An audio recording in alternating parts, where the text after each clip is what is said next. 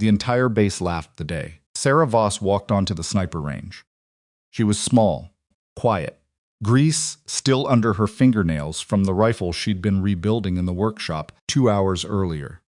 The soldiers standing along the observation line nudged each other, pulled out phones, waited for the entertainment to start.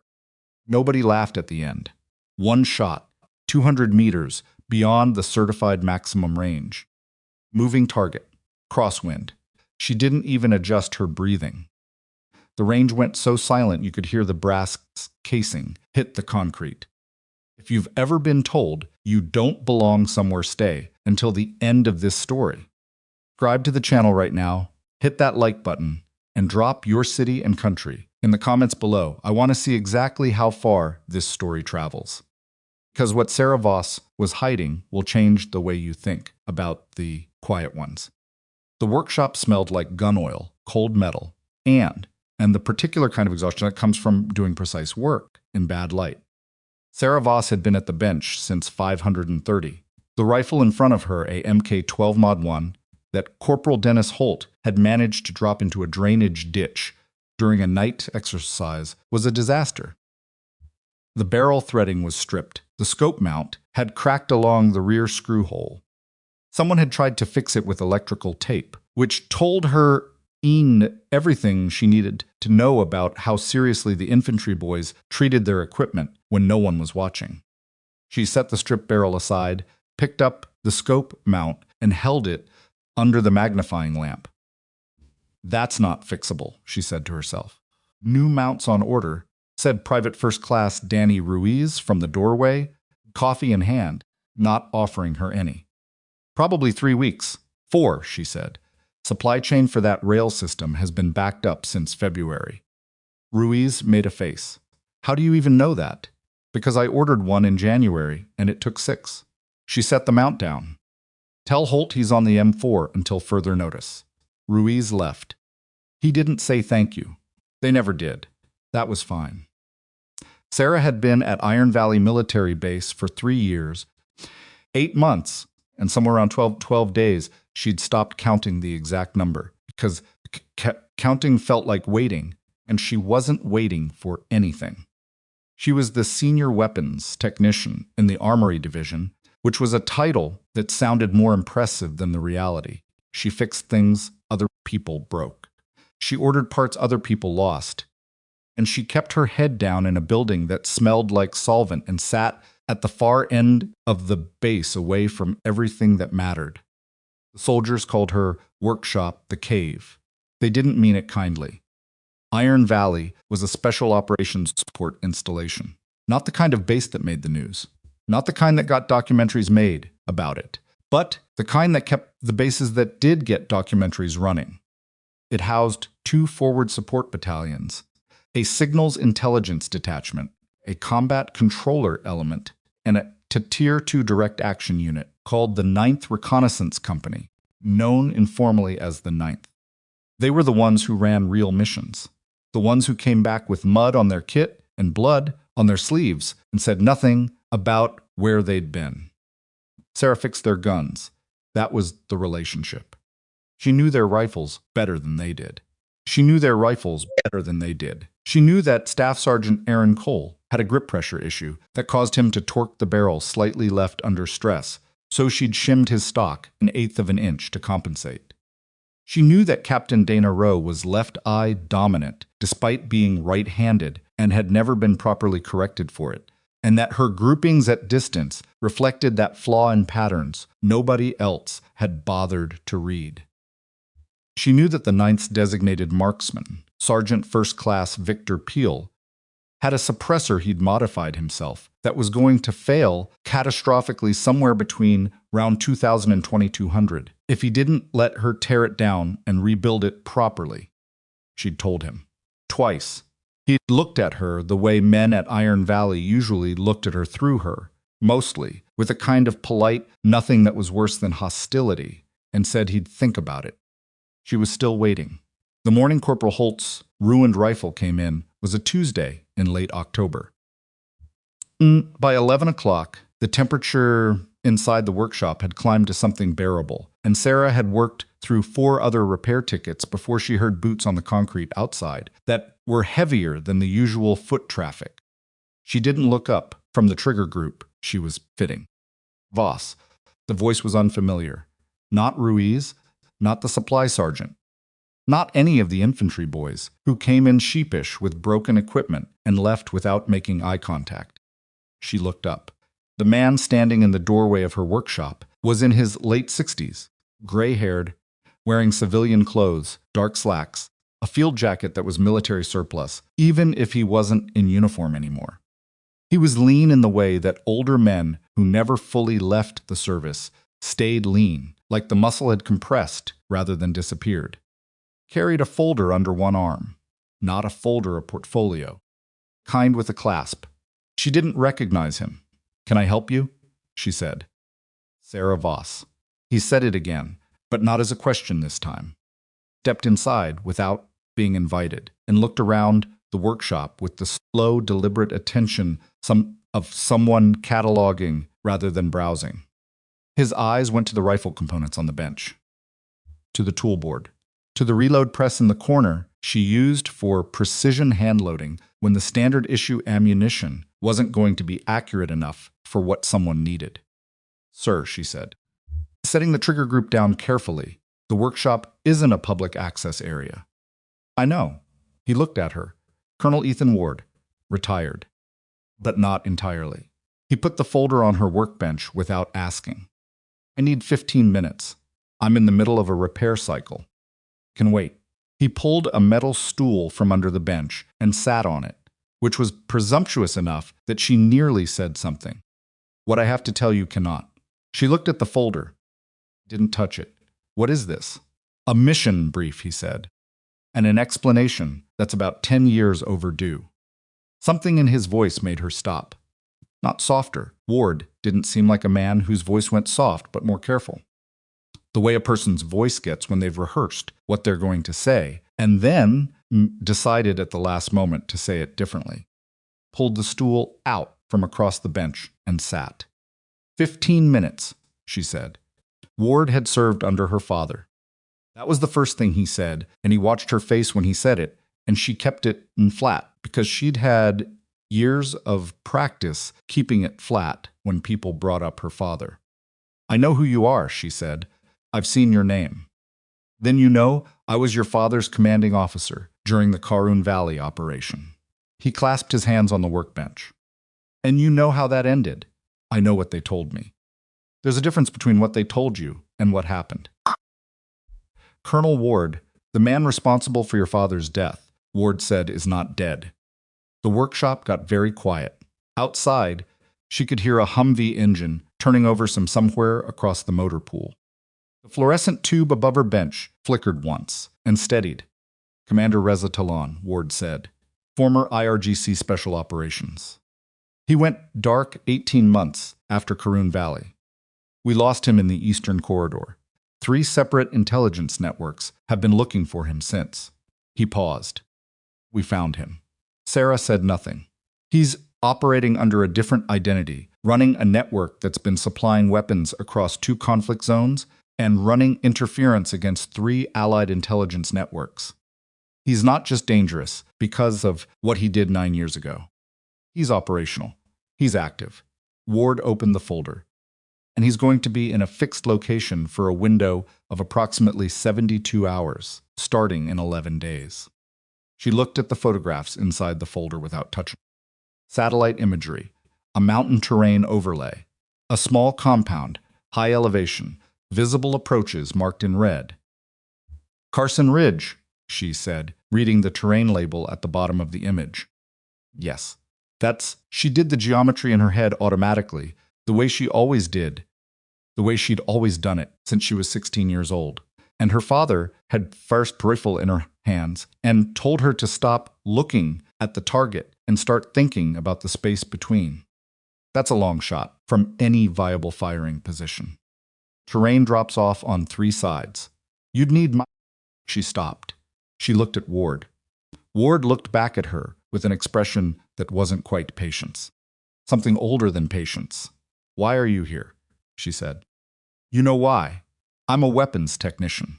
You're a weapons technician, he agreed, who handloads custom match-grade ammunition in her spare time for rifles she doesn't personally shoot on any record that exists. You have ordered at your own expense 4 separate sets of ranging equipment in the past 2 years.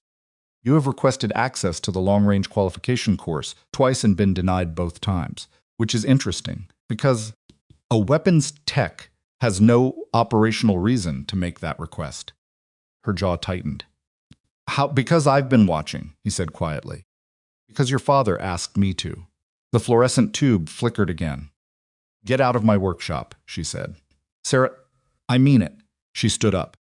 You have no right to come in here and your father's name was Benjamin Voss. Ward's voice didn't rise. Call sign Phantom. His confirmed long-range engagement record stood for 11 years before anyone came close to it. The military buried that record with him because they were uncomfortable with what it implied that one man, operating alone, without any of the institutional infrastructure they'd spent 40 years building, do what an entire unit couldn't. He paused. He had a daughter. He trained her from the time she was 9 years old. Not because he wanted her to follow him into the service. Because he understood that what he knew was going to die with him if he didn't pass it on, and he didn't trust anyone else to carry it. Sarah's hands were flat on the workbench. She was staring at the satellite image of Karsin Ridge, making herself breathe at a normal rate. He's been dead for 9 years, she said. Yes. And you waited 9 years to... He waited 9 years, Ward said. Those were his instructions. Give her time to become who she's going to be without the weight of who I was. Let her choose. He looked at her steadily. You're being given the choice, Sarah. I'm not ordering you. I can't. You're a civilian contractor in a technician role, and this mission doesn't exist in any paperwork I'm authorized to show you. He reached across and closed the folder. But Talon is going to be at Karsin Ridge in 11 days. And after that, he's gone. And the people he's been supplying will have everything they need to run operations that will kill. Minutes. Don't, she said. Soldiers. Active duty. In 2 different theaters. Closed her eyes for exactly 2 seconds. Then she opened them. I'm not my father, she said. No, Ward agreed. You're not. And I'm not asking you to be. He stood, picked up the folder, and tucked it back under his arm. I'm asking you to be Sarah Voss, whatever that means. He pulled a card from his jacket pocket and set it on her workbench without the drama of making a moment out of it. 48 hours. After that, the window closes and we find another way. He walked to the door. Colonel. He stopped. What other way? She asked. What's the other option if I say no? Ward was quiet for a moment. We don't have one, he said. Not within the window. Then he left. Sarah stood in the workshop for a long time after he was gone. Picked up the trigger group she'd been fitting when he arrived. Set it back down. Picked up the scope mount with the cracked rail. Set that down too. She looked at the reload press in the corner. She looked at her hands. There was a range 18 miles east of Iron Valley that had been decommissioned in 2019. The targets rusted out, and the range safety equipment long since stripped. It was on federal land and technically fenced, but the fence had 3 gaps in it, and the access road was maintained by nobody, which meant it was also used by nobody. She'd found it in her first year at Iron Valley, when she'd been looking for somewhere to run without running into people. She'd gone back with a rifle 6 weeks later. She'd been going back ever since. Twice a month, sometimes 3 times. She drove out in the dark, parked a mile away, walked in with a case she carried like it was camping equipment, and worked until she couldn't see the targets anymore, and then worked some more. She'd rigged her own target system at distances she'd calculated herself. Using the terrain features and the satellite mapping tools she'd learned to use for her technician work and quietly repurposed for her own purposes. She had no spotter. She had no training partner. She had her father's notes, which he'd written in a series of notebooks that she'd found in a storage unit in Tucson after he died, notebooks that were the most detailed and specific and occasionally terrifying documentation of long-range precision shooting she had ever seen. He'd been writing them for years. He'd written them for her. The last entry, dated 3 weeks before the Karun Valley operation, said, "When you're ready, you'll know. Don't rush it. Don't let anyone else tell you when ready is." She'd been ready for 2 years. She hadn't told anyone. She called Ward's number that night at 2200 from the parking lot of the base gymnasium, sitting in her truck with the engine off and the heat running from the residual warmth. "I'll do the assessment," she said when he picked up. "Whatever qualification process they need. I'll do it. But I have conditions." "What conditions?" "Nobody knows why I'm there. Not the unit, not the mission planners. Not until I've qualified and the decision's been made. If I don't make the cut, I walk back to the workshop and none of this happened. That's my condition. I'm not going in front of a unit that knows what they're evaluating before I've had the chance to do it. I've watched enough qualification cycles in this facility to know how bias works in performance assessment. But the moment they know what's at stake, the moment they know who my father was, I'm not being evaluated anymore. I'm being watched." She paused. "I want a clean assessment." Ward was quiet on the other end. "Done," he said finally. Thursday, 600. Range 7. "Who knows me?" The range officer. "That's it." She hung up without saying goodbye and sat in the cold truck for a while longer, looking at the lights of the base through the windshield. She thought about her father's handwriting. The particular slant of it, the way he pressed hard enough that the letters embossed the pages beneath. She thought about one specific sentence from the notebooks that she'd read so many times it had stopped feeling like words and started feeling like breathing. The rifle is the last 10%. The other 90 is everything that happens before you pull the trigger. She drove back to the barracks. She didn't sleep much. Range 7 was the long-range qualification facility on the north end of Iron Valley, separated from the main training ranges by a tree line and a quarter-mile of buffer zone. It was the kind of range that most personnel at Iron Valley never visited. It required special access authorization, and the only unit that used it regularly was the 9th. Sarah arrived at 550 on Thursday. The range officer was a master sergeant named Dolan Compact No Nonsense, the kind of man who'd clearly been doing this for long enough that he didn't care about anything except whether the shooter could. He didn't greet her. He handed her a data card with the target sequence printed on it, pointed at the bench, and said, "Standard qualification format. 10 rounds, static targets, then 5 rounds moving. Distances are marked on the card." She looked at the card. The distances started at 400 meters and escalated. The last target was listed at 1,200. She said nothing, which she suspected Dolan appreciated. Took her rifle case to the bench. She'd built the rifle herself over 2 years, not from scratch, but selected components assembled with the specific tolerances she'd determined from her father's notes and refined through her own testing. Bartline heavy barrel, 26 inches. Macmillan A5 stock. Timney trigger set to 2.5 pounds. The chambering was 0.338 Lapua Magnum, which was the caliber she decided on at 14 years old after doing the math on retained energy at extreme range and deciding that she wasn't going to argue with physics. She assembled it at the bench without rushing. She could feel Dolan watching her from 10 feet to her left.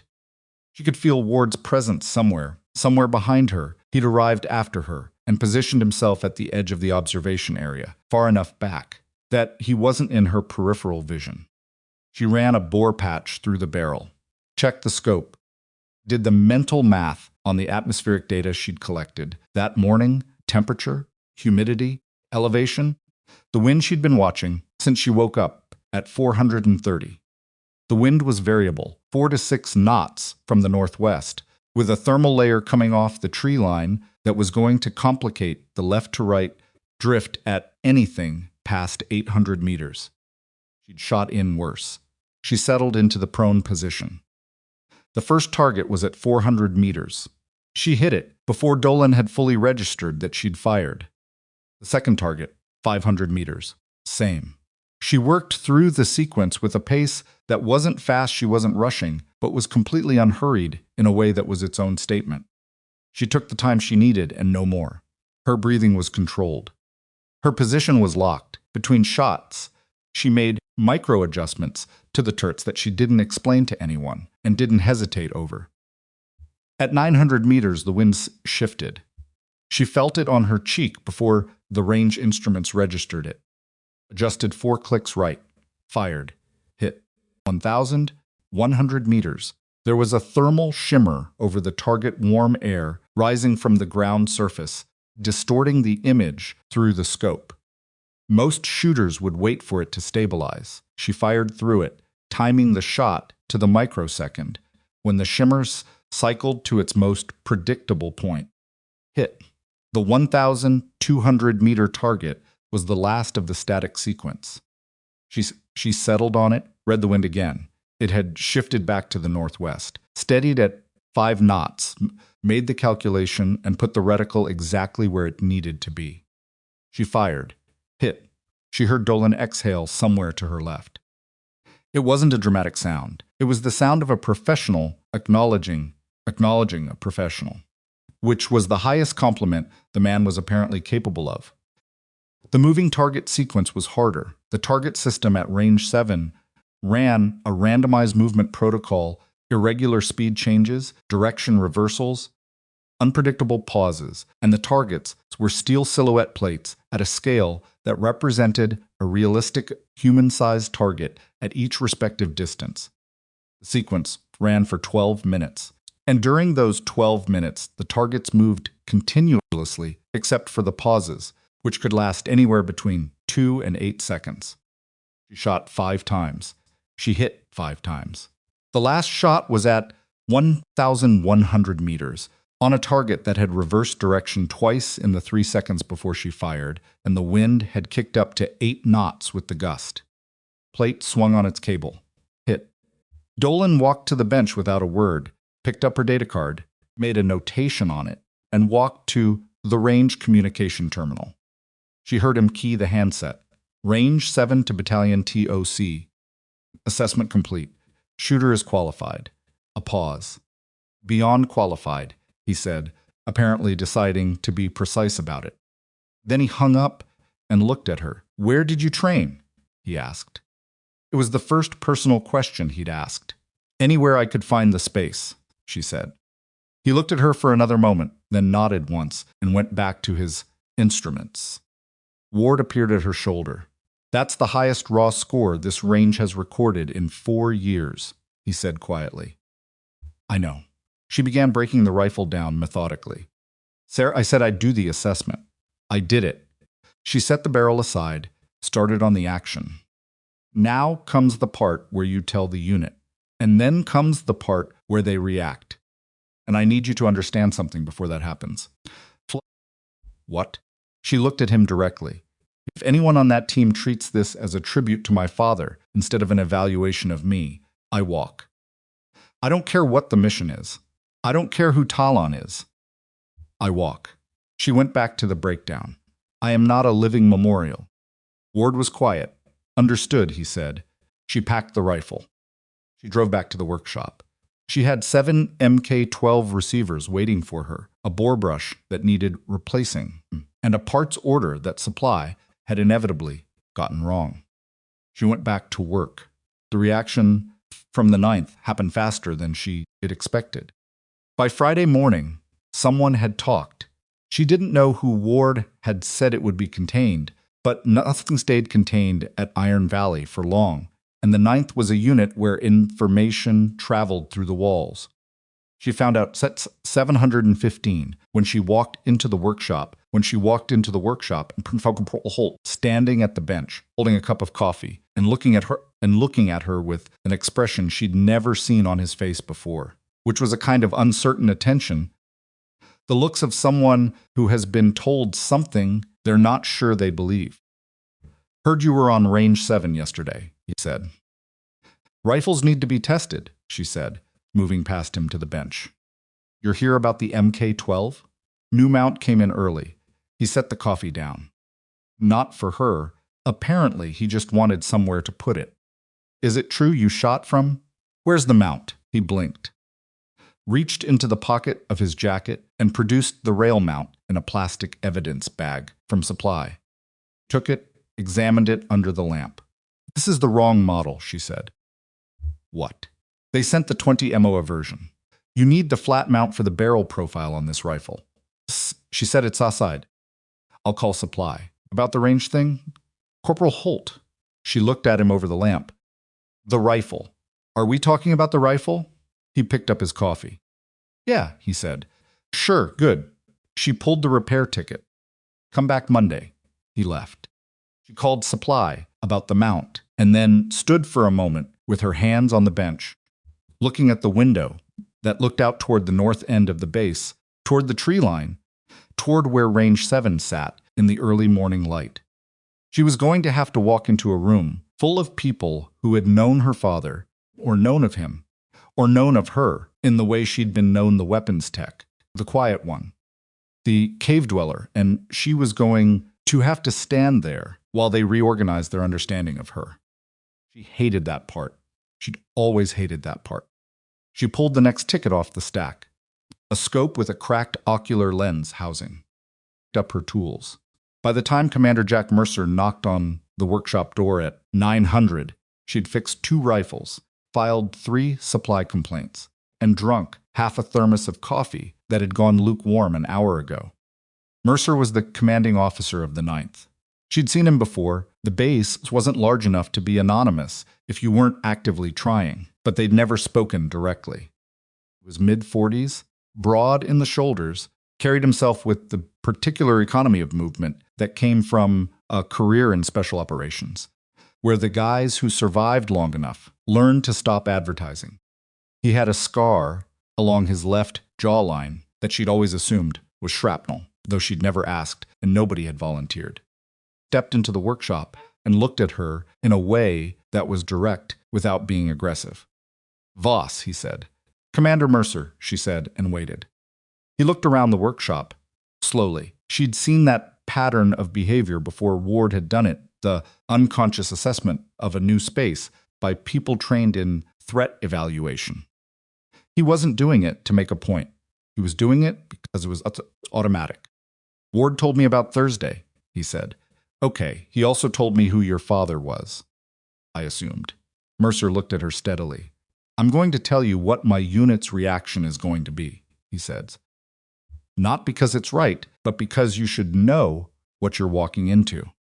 She set down the scope housing. Some of them served with Benjamin Voss, he said. Dolan did. Victor Peel trained under one of Phantom's former team members. 3 others know the record, and every one of them is going to look at you and see a story they've already decided the ending to. He paused. I can't change that in the time we have. I know. What I can do is run a legitimate assessment integration. I can put you in front of the team in a context where the work speaks. He crossed his arms. Not defensive, more like he was holding the conversation in a specific shape. But I need to know something first. What? Ward showed me the range data from Thursday. He held her gaze. You want to tell me how long you've been practicing? Sarah looked at him for a moment. Long enough, she said.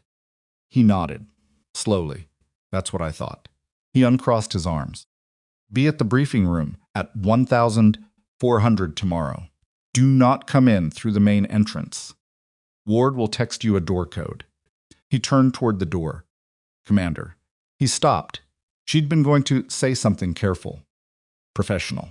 She changed her mind. If your team can't separate the shooter from the name, she said, you should know that before Karsin Ridge. Not during. Mercer turned back to look at her. Something moved in his expression. Not offense. Something more like respect and more like wariness at the same time. Yeah, he said. I'm aware. Okay. He left. Sarah stood in the workshop for a moment, then picked up the scope with the cracked ocular housing and went back to work. Outside, the wind had picked up from the north. She could hear it rattling the corrugated roofing over the tool storage annex. 11 days, and the ninth had no idea what she'd been hiding. Neither, really, did she not completely. She knew what she could do in isolation, in the dark, with no one watching and nothing at stake. She knew her numbers.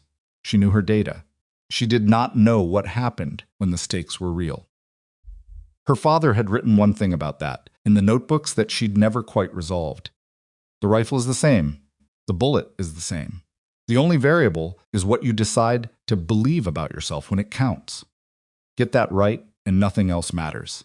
She pressed the lamp switch, picked up the scope, and bent over the bench.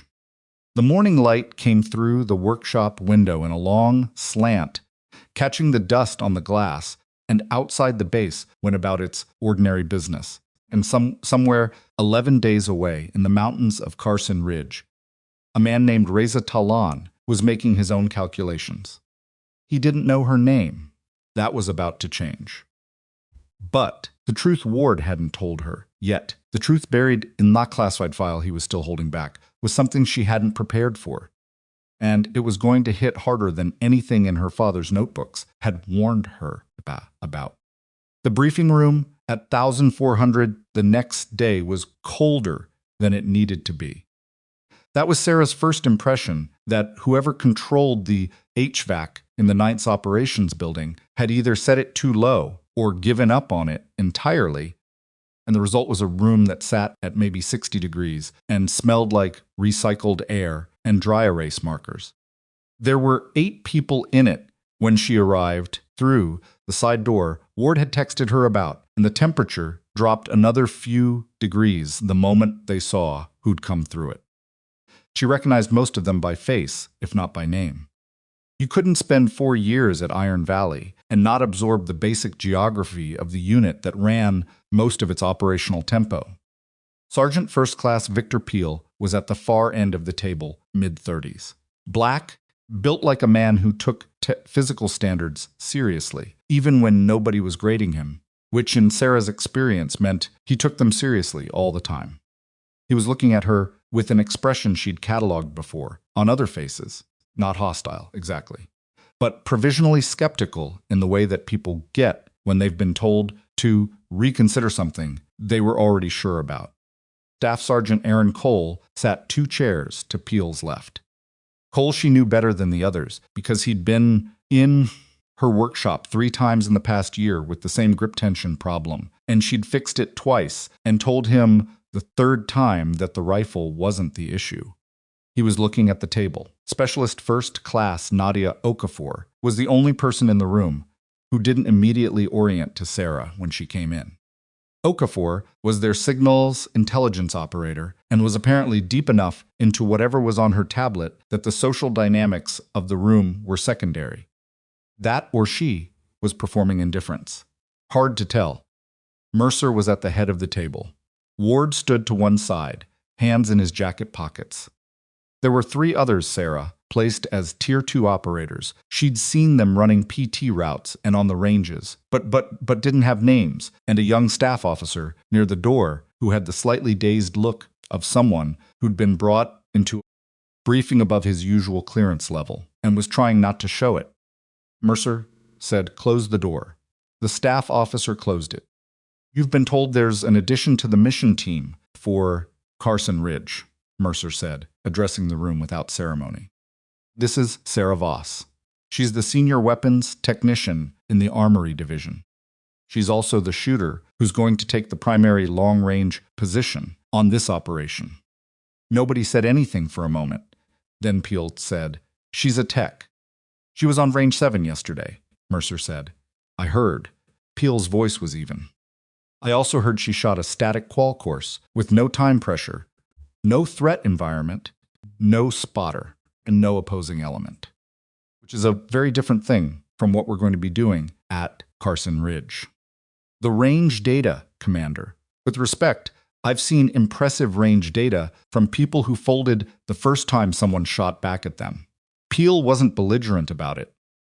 He was making an operational argument, and it was, Sarah thought, not an unreasonable one. This is a single window, no retry mission, against a hardened target with active security. Primary shooter underperforms. I'm in the room, Sarah said. Peel looked at her. I'm aware, he said. Then say it to me. A beat of silence. Cole shifted in his chair. One of the unnamed operators near the window crossed his arms. Peel turned fully toward her. All right, you fixed my rifle 3 times and Mercer's done 2 separate combat deployments with me, which gives me standing to have this conversation in front of him. He leaned back slightly. You're a technician. Whatever you did on range 7, and Dolan told me your numbers, so I know what they were. That's a controlled environment. That is not a mountain in contested terrain with an active security element and 72 hours of window and 1 shot. Right, Sarah said. Peel blinked. He'd clearly been ready for more pushback. Fair concern, she said. I'd have it too. She set her hands flat on the table. You want to know if I'll hold up. That's what you're actually asking. Not whether I can shoot. You've seen the numbers. You're asking whether I'll be standing when it counts. Yeah, Peel said. That's what I'm asking. I can't give you a number for that, she said. Nobody can. What I can tell you is that I've been preparing for this for a long time. I know the equipment better than anyone at this installation, and I've been shooting at distances your qualification course doesn't include, at a range you don't know exists.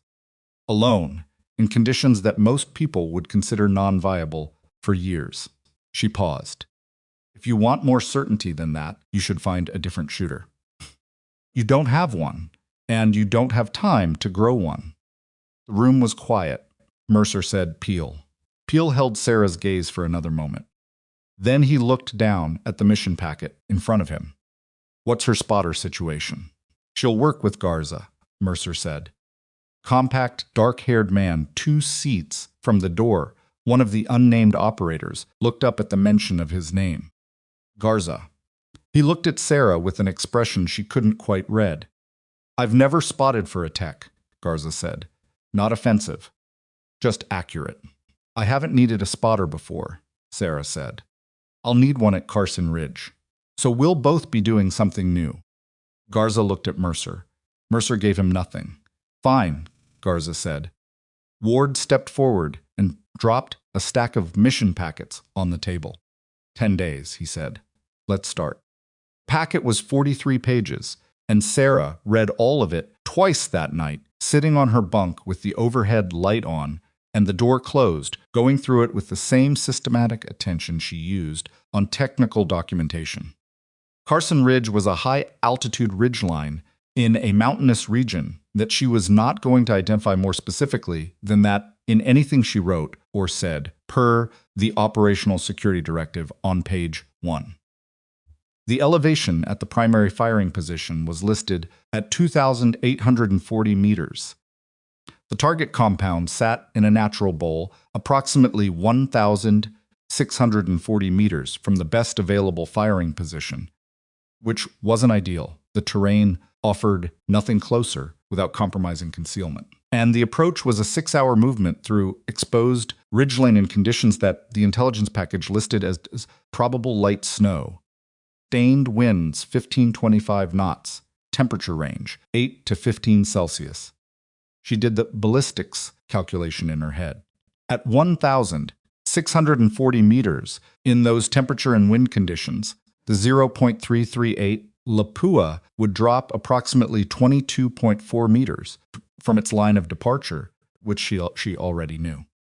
What the calculation also produced was a time of flight approaching 1.8 seconds, during which a 15-knot crosswind could push the projectile between 60 and 90 centimeters, depending its exact direction and consistency. That was manageable. A 25-knot gust during time of flight was less manageable. It could produce 90 to 130 centimeters of windage error, which at 1,640 meters was the difference between a decisive shot and a miss. She would need to time the shot to a lull. She would need a spotter she trusted to call the wind accurately. She had 10 days to build that trust with a man she'd never spoken to before today. turned off the light at midnight, and stared at the ceiling for a while. And then she slept. They started the team integration training the next morning at 530. It was Mercer's call, a week of combined fieldwork before the final 2 days of mission inspirational, designed to let the team operate together, long enough to identify problems, before they reached an environment where problems killed people. Sarah reported to the staging area in borrowed field kit. Her own kit was workshop gear, not combat load, so the unit's supply sergeant had put together a configuration for her that mostly fit, and she stood at the back of the team assembly while Mercer ran through the day's plan. She could feel the looks. Not everyone Okafor genuinely didn't seem to care, and the staff officer from yesterday wasn't here, and 2 of the operators were focused on their equipment checks with the self-contained intensity of professionals. But Cole kept glancing at her from the corner of his eye, and Peel hadn't looked at her at all since she arrived, which was its own kind of statement. Garza appeared at her shoulder during the weapons check. "You bring your own rifle?" "Yes." "Can I see it?" She opened the case. He looked at the assembled rifle without touching it, which told her he understood the protocol, and was quiet for a moment. "338 Lapua," he said. "Yes." "You build this yourself?" "Most of it." He crouched to look at the barrel profile. "What's your elevation 0? 100 meters. He straightened up. "Your dope card?" She pulled it from the chest pocket of the borrowed field jacket and handed it to him. He looked it over. It was 4 pages, handwritten in her compact notation, covering every distance from 100 meters to 2,000, 100 meters in 50-meter increments, for 3 different temperature ranges and 4 wind conditions. It also included a section she'd added the night before, specifically for the Karsin Ridge environmental parameters. Garza turned to the last page. He was quiet for longer than he'd been quiet before. "You calculated this yourself?" he said. "Yes. The cold bore adjustment on page 3 is based on 47 cold bore shots at sub-zero temperature over the past 18 months, she said. The rifle runs about a quarter MOA high on the first shot when the barrel's been at temperature for more than 4 hours. That adjustment corrects for it." Garza looked at the card for another moment. Then he folded it carefully and handed it back to her. "Okay," he said. It wasn't enthusiasm. It wasn't a formal endorsement. It was just okay, but it was a genuine okay, which was more than she'd had from anyone on this team 24 hours ago. "How do you call wind?" she asked. "Mirage and vegetation movement primary," he said. "I've got a kestrel. I'll give you a rolling average and call the gusts. I need the gust timing, not just the speed. If you can give me a pattern, I'll give you everything I've got," he said. "Whether it's enough depends on the mountain." She nodded. "Fair." They loaded into the vehicles at 600 and drove to the field training area. The week was harder than she'd expected, and she'd expected it to be hard. Combat movement was not something she'd trained extensively. She could move quietly. Years of approaching a remote range in the dark had given her a feel for terrain navigation and sound discipline. But the combat pace the Ninth used was different. A rhythm built for teams that had trained together for years, and she was an addition they were tolerating rather than integrating.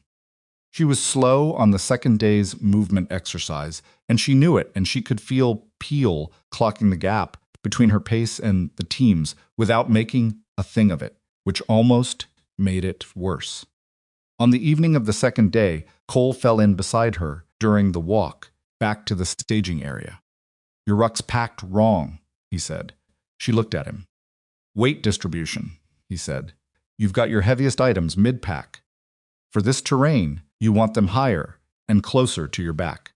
Drop your shoulders, shift it up, you'll move faster, and your balance on the lateral traverse will improve." It was probably the most words he'd said to her since his grip tension wasn't a rifle problem. "Thanks," she said. "Don't mention it." He paused. "Seriously, don't. Peel will give me grief about fraternizing with the technician." There was something dry in it, almost a joke. She repacked the ruck during the evening meal break. It helped. On the third day, Mercer ran a live fire exercise at a field range close quarters work. Not her specialty, but the exercise included a precision component at the end that required the designated marksman to engage a target at 800 meters while the rest of the team cleared a structure. The designated marksman for the exercise was Peel. She watched him work. He was good. She'd known he was good from the way his rifles came in for service, maintained to a standard that told her how seriously he took the craft. But watching him shoot was different. He had a particular way of settling into the position that was practiced enough to look automatic, and trigger control was consistent in a way that most people's wasn't, even experienced shooters. He put 6 rounds into an 800-meter target in conditions that were moderately windy, and 5 of the 6 were center mass hits. The 6th pulled slightly left. She watched him shake it off afterward, which told her he knew where it had gone wrong. After the debrief, she approached him, which she understood was probably not the socially optimal move, but she was running out of days. "Your 6th round at 800, she said. He looked at her. "Wind kicked up on you, between call and trigger," she said. "About a 2-second lag between what your spotter called and when you got the shot off. You compensated correctly, but the comp was based on the earlier wind, not the gust." Peel held her gaze. I know you know," she said. "I watched your position correction. You saw it happen." She paused. "I'm not telling you made a mistake. I'm telling you I saw the same thing. Garza's going to have to help me avoid at Karsin Ridge, and it's useful for me to have seen it." She paused again. "You shoot well." The silence stretched out. "So do you," he said finally. "According to Dolan. Dolan doesn't compliment people." He said, "Beyond qualified," Peel said. For Dolan, that's a standing ovation. He looked away, across the field range, where the rest of the team was breaking down the structure exercise equipment. "My father served with Phantom," he said. "Benjamin Voss. Not directly different team, the same theater. But he knew him." He looked back at her. "I heard stories growing up." Sarah waited. "I want you to know," Peel said, choosing his words with visible care, "that I don't care about those stories. Not on this operation. I care about the shooter I'm taking into the field." He held her gaze. "Clear?" "Clear," she said. He nodded, walked away. She turned back toward the range and let out a breath that she'd been holding without realizing it. On the 5th day, Ward pulled her aside during the lunch break. They stood outside the operations building, in the kind of thin October sunlight that gave light but no real warmth. Ward had his hands in his jacket pockets again. He looked like a man organizing himself. "There's something in the classified package I haven't briefed the full team on yet," he said. She waited. "Talon's security element at the compound is larger than the original estimate. Signal Intelligence updated the assessment last night." He looked at her. "We're looking at 18 to 20 armed personnel rather than the 12 we briefed. That changes the team's approach." "Yes, Mercer's adjusting the plan." He paused. "But it also changes your window. The firing position we identified assumes a 6-minute engagement window during a security rotation.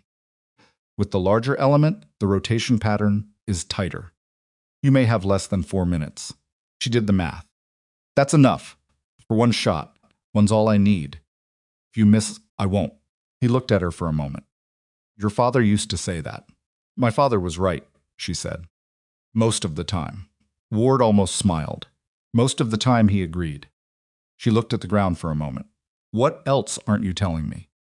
What makes you think? You have the same face you had when you came into my workshop." She looked up at him. "The face where you've decided what you're going to say, and then at the last second decides to say something else." "What is it?" Ward was quiet. It's in the classified package," he said. "There's a secondary file attached to the mission brief. I've been waiting for the right time to share it. There's a week left. I know. That's not much runway. I know that too." He pulled his hands from his pockets. "Tonight, after the debrief, I'll come to you. She studied him. Is it about my father? Ward didn't answer her right away, which was an answer. Tonight, she said. Tonight, he agreed. She got through the afternoon's training on a particular kind of autopilot, her body running the movement drills and the fieldcraft exercises, while her brain sat somewhere quieter, one running through what Ward might have held back and why. The possibilities were numerous, and she'd learned enough over the past week about operational security and classified information handling to understand that Ward wasn't the type to withhold something without a specific reason, which meant whatever it was, it had a shape that required timing. The evening debrief ran until 1930. Mercer adjusted the mission plan based on the updated security element assessment and walked the team through the revised approach geometry. Change affected the infiltration route more than it affected her. The sniper pair would still go to the same firing position, but the support element needed to reposition to account for the expanded security pattern. Garza asked 3 specific questions about wind data for the revised approach route. Cole flagged a potential observation problem on the northeast ridgeline. Peel said nothing during the brief, but Sarah could see him working the revised plan against whatever internal model he was building. After it finished and the team dispersed, she stayed. Ward came to her in the briefing room at 2000. He sat down across from her at the long table, put the portfolio on the surface between them, and opened it. Pulled out a single document, not the mission brief, something older. Paper had the particular weight of a classified archive printout, and the header was redacted in 2 places, but the body was readable. He pushed it toward her. She read it. The first paragraph explained that 10 years ago, a classified research program operated under a designation she didn't recognize, Program Verity, which told her nothing. The second paragraph established that Program Verity had been a long-range human performance evaluation initiative run by a joint special operations intelligence unit specifically tasked with identifying exceptional capability in non-conventional personnel. She kept reading. The third paragraph contained a list of subjects who had been covertly assessed under Program Verity's protocols. Her name was on it, not her name now. Her name as it appeared in base personnel records, her technician classification, her service number. For 3 years, someone had been monitoring her. Not Ward, the protocol listed a separate monitoring officer whose name was redacted. But someone had been watching her range sessions. Someone had been tracking the performance data she thought was completely off the books. Someone had been building a file. The file was 40 pages long. Turned to the back page. The final entry was dated 8 months ago. It was an assessment summary written in the flat, bloodless language of intelligence documentation, and it said, essentially, that the subject demonstrated long-range precision capability that exceeded documented standards by a margin sufficient to recommend operational candidacy, and that the subjects had demonstrated consistent performance. Cross-monitored sessions spanning 31 months. At the bottom of the page, there was a secondary notation. 2 sentences. Subject is unaware of monitoring. Recommend disclosure upon operational activation. She put the document down. She was quiet for a moment. Someone's been watching me shoot for 3 years, she said. Yes, without my knowledge. Yes. That she stopped. The word carefully. That's a significant violation. Yes, Ward said. It is. Whose program was this? It was authorized at a level above my access, he said. I found out about it when your name came up for the Karsin mission, and the program handler brought the file to me as context. He paused. I'm telling you because I said I'd tell you, and because you deserve to know. She looked at the document again. 31 months. She thought about every session at the decommissioned range. Every night, every cold morning, every shot she'd thought was witnessed only by empty steel and wind. It's in the fence, she said. They were always there, Ward said. Nobody made them. Nobody needed to. The approach road had camera coverage. He said it carefully. I'm sorry. She sat back in her chair. Something shifted in her chest. Not grief, not quite. Something more complicated than grief, which was the feeling of having had a private thing taken away. All those nights she'd believed were hers alone, belonging to nobody, measured by nothing except her own internal standard. They hadn't been hers alone. She breathed through it. Is this what changed the mission assessment? She asked. Is this why they came to you with my name instead of recruiting from the operational pool? Partly, Ward said. The program gave them confidence in the data. Your numbers weren't anecdotal. 31 months of monitored performance gives you a baseline that most candidates don't have. He paused.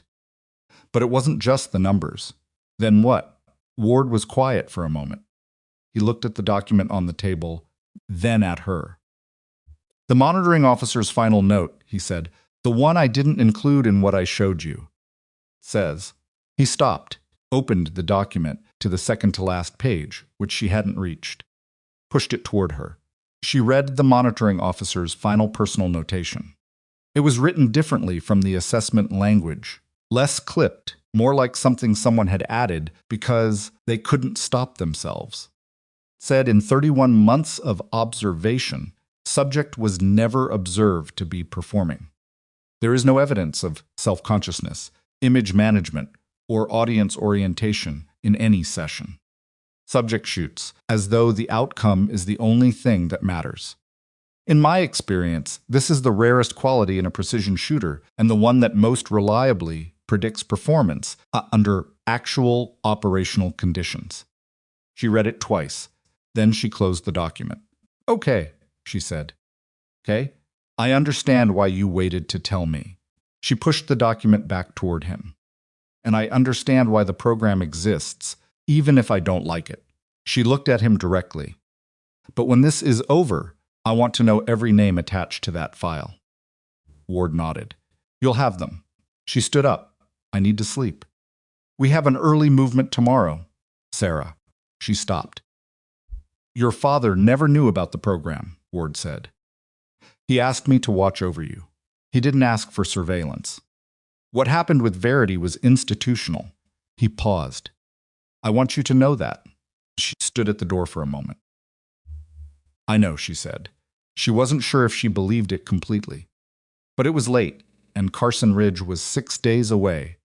And the part of her that was already thinking, in terms of the mission, the part that her father had built and trained and deliberately made operational, understood that the feelings about the violation would still be there when she got back. She walked back to her barracks. See, Garza was sent on the Semis sites at the building, the Kestrel wind meter in his hand, running some kind of data entry on its display. He looked up when she approached. You good? He said. Fine. She stopped at the bottom of the steps. You practicing your met data entry? Running the Karsin Ridge forecast, he said. Downloaded 3 different weather models. They don't agree. They never agree at that elevation. She looked at the device in his hand. What's the spread? Wind at the firing position could be anywhere between 12 and 30 knots during the window. Temperature's pretty stable, -10 to -12. He paused. The variance on the wind is the problem. Yes, she said. What's your threshold? For attempting the shot? She thought about it. 20 knots and steady, she said. If it's gusting over 20 during the window, I need you to tell me to wait. The window closes before the wind settles. I need you to tell me that too. She held his gaze. I need you to be honest with me, even if the call is bad news. Garza looked at her for a moment. Most shooters don't tell me that, he said.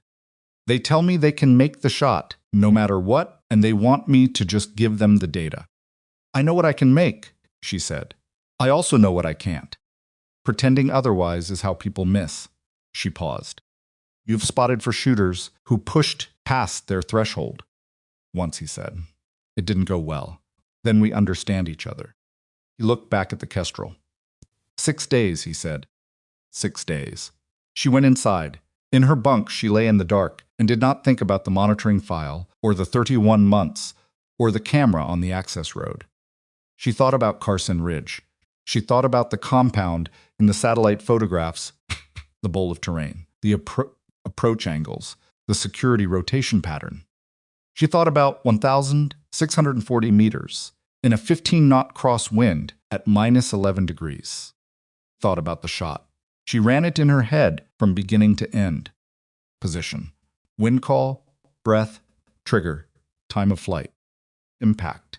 She ran it again and again, and somewhere in the fourth or fifth iteration, exhaustion finally pulled her under, and she slept. What she didn't know, what none of them knew yet, was that in the morning, Okafor's signals intercept was going to pull something from the Karsin Ridge communication traffic that would rewrite every assumption the mission was built on. Okafor had been awake since 300. Sarah found out at 512 when Mercer's voice came through the barracks intercom. Flat, no inflection. The voice of a man who'd already processed whatever the news was and was now operating on the other side of it. Full team. Operations room now. She was dressed and moving in 4 minutes. The hallway outside the operations room already had people in it when she arrived. Cole with his boots unlaced, one of the unnamed operators still pulling on his jacket. Peel standing with his arms crossed and his face arranged into the careful blankness of someone who has learned not to react to information until he has all of it. She pushed into the room. Okafor was at the signals workstation in the corner, 3 monitors running, and she had the particular color of someone who had been staring at screens in the dark for hours and had found something that made the hours worth it. She was 26, and right now she looked older. Mercer was at the front. Ward stood behind him to the right. Close the door, Mercer said. Cole closed it. Okafor, give it to them. Okafor pulled up a signal intercept log on the main screen. I've been running passive collection on the Karsin Ridge communication frequencies since we got up the updated security element assessment. At 247 this morning, I pulled a burst transmission from inside the compound's internal network.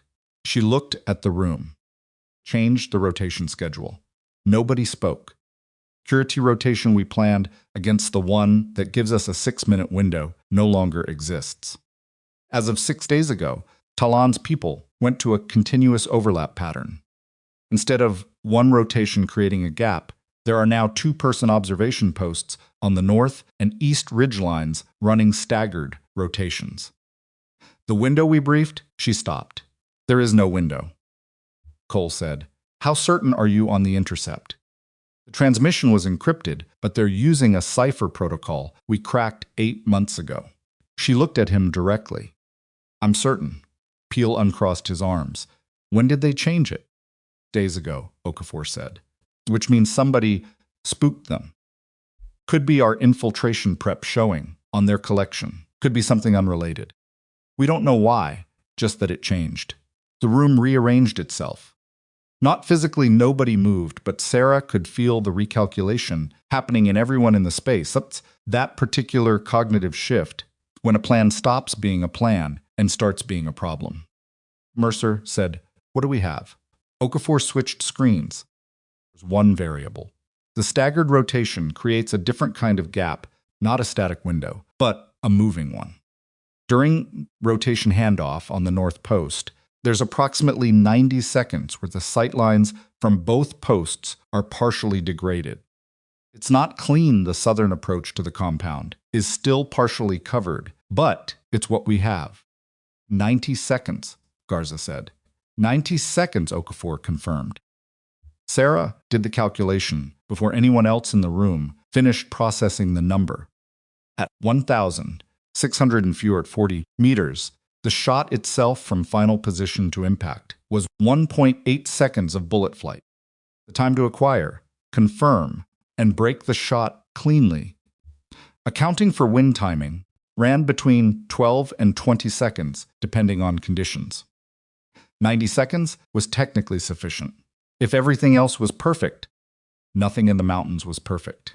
Mercer looked at her across the room. He didn't ask the question out loud. He didn't need to. 90 seconds is workable, she said. Workable, Peel repeated. Not mocking processing. It changes the approach, she said. We need the spotter call to be faster. Garza needs to be reading the wind pattern before I'm in position, not after. So we're not waiting inside the window for a call.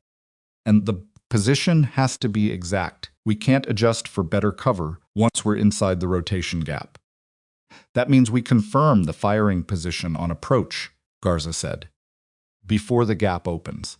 Yes, in the dark, he said. At elevation. In those wind conditions. Yes, she said again. He looked at Mercer. It's possible, Garza said. Not enthusiastic. Accurate. Mercer turned to Ward. This changes the operational calculus. 17-man security element. No static window. 90-second moving gap. He looked at the mission board. We need to talk about abort criteria. We have 5 days left, Ward said. I'm aware of how many days we have. The window closes in 5 days. After that, Tahlan moves and we lose him. Again, Ward's voice was even. We can establish abort criteria that are operationally responsible and still run this. Mercer looked at the room. The room looked back at him. Revised planning starts now, he said. Okafor, I need a full intercept analysis of the rotation timing. I want variance data, not just the average. How much does the 90-second gap fluctuate? I'll have it in 2 hours. 1, Mercer said. Garza, plus I need you in the map room at 700. We're rebuilding the approach from the firing position backward. He looked at everyone. Get food. Get your head straight. We reconvene at 700. People moved. Sarah stayed still for a moment, looking at the mission board and the satellite overlay of Karsin Ridge, the bowl of the compound, the ridge lines marked in red. 90 seconds. She was going to have one attempt inside a 90-second window at 1,640 meters in darkness and wind, on a mountain she'd never stood on, against a target she'd spent 9 years trying not to think about. She went to get food.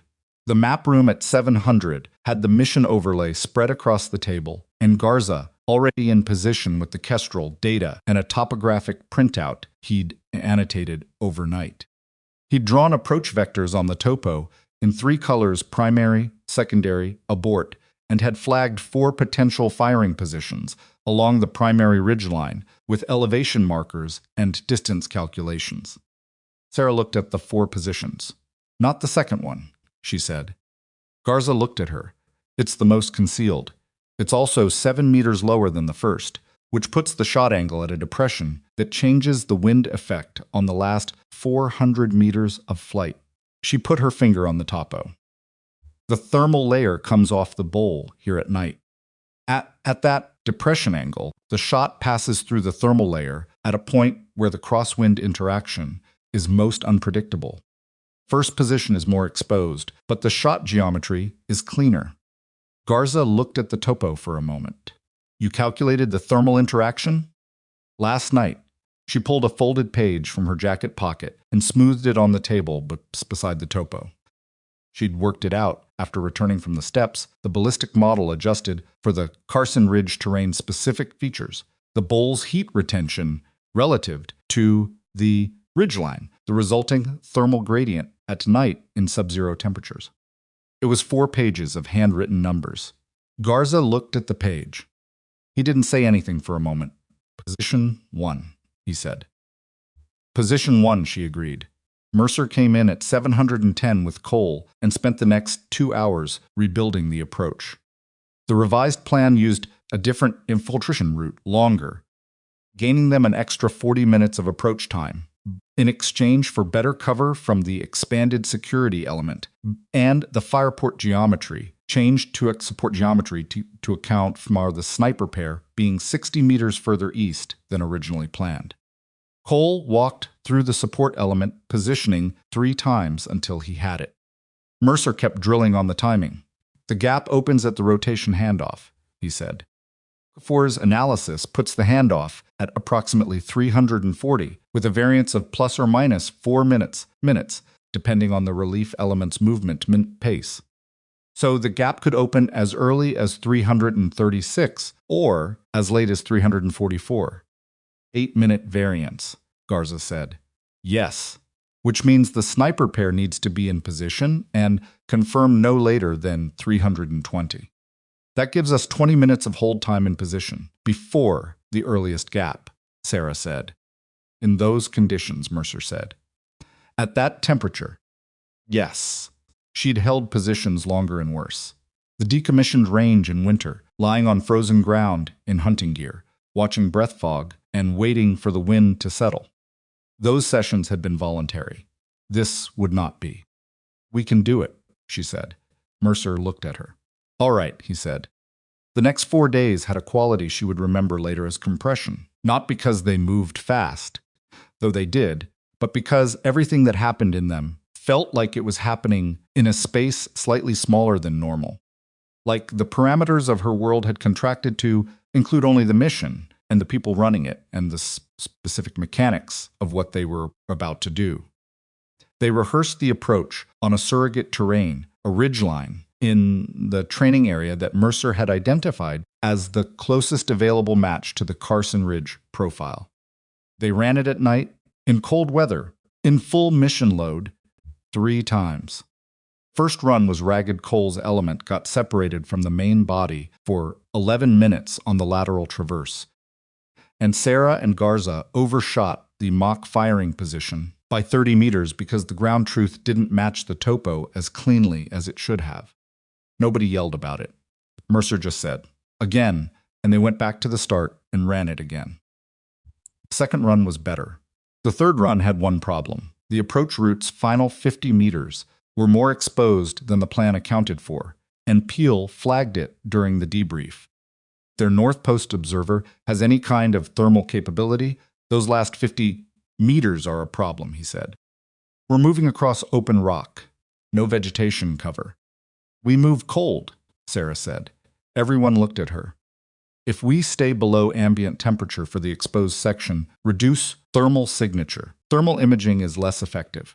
Cold soaking the gear in advance, moving slowly enough to minimize exertion heat, keeping separation between team members so we're not generating a clustered signature. She paused. It adds time to the movement, but it reduces the detection risk. Peel was quiet for a moment. Cold soak the exposed kit, he said. How far in advance? At least 2 hours before the exposed section. Ambient temperature will be doing most of the work. Mercer looked at Cole. Cole shrugged in a way that meant he thought it was reasonable. We add it to the plan, Mercer said. She drove back to her barracks that night and sat on her bunk and thought about nothing operational for the first time in days. She thought about the workshop, the rifles waiting for her, the repair tickets stacking up in her absence. She thought about Holt's Mk-12 and whether the new scope mount had come in yet. She thought about the fact that she might not come back from the mountain and that someone would have to finish the work she'd left on the bench. It wasn't a dramatic thought. It was a practical one, and that was how she knew she was her father's daughter, not from the shooting, but from the way the fear presented itself as a logistics problem. She wrote a note and left it in her workshop. It covered the open tickets and where the pending parts orders were, and which rifles were priority and which could wait. She sealed it in an envelope and left it where Ruiz would find it. She did not address it to anyone. If she came back, she'd throw it away herself. Departure was 2,200 on the 5th day. The team loaded out in silence, the way professional people do when they've said everything worth saying in rehearsal and the time for saying things is over. Sarah's kit had been configured and reconfigured, and at this point fit correctly. Cole's advice about the weight distribution had been right, and the borrowed load-bearing setup had been modified to match her measurements closely enough to be functional. Her rifle was broken down and packed in case she'd carry herself. Cleaned and checked it twice. She'd loaded the ammunition twice. She'd loaded the ammunition herself, each cartridge inspected individually under the lamp before going into the magazine. 20 rounds in the primary magazine, 10 in the secondary. She would need 1. She put 2 in the primary magazine for the first slot. Old habit from her father's notebooks. If you've accounted for everything correctly, you need 1 round. Load for the possibility that you've missed something. She hadn't missed anything. She put in 2 anyway. The helicopter insertion brought them to a landing zone 6 kilometers from Karsin Ridge at 115. The insertion was unlit and fast, blacked-out aircraft, cold in fill, in and gone before anyone on the mountain could have registered the sound as anything other than wind.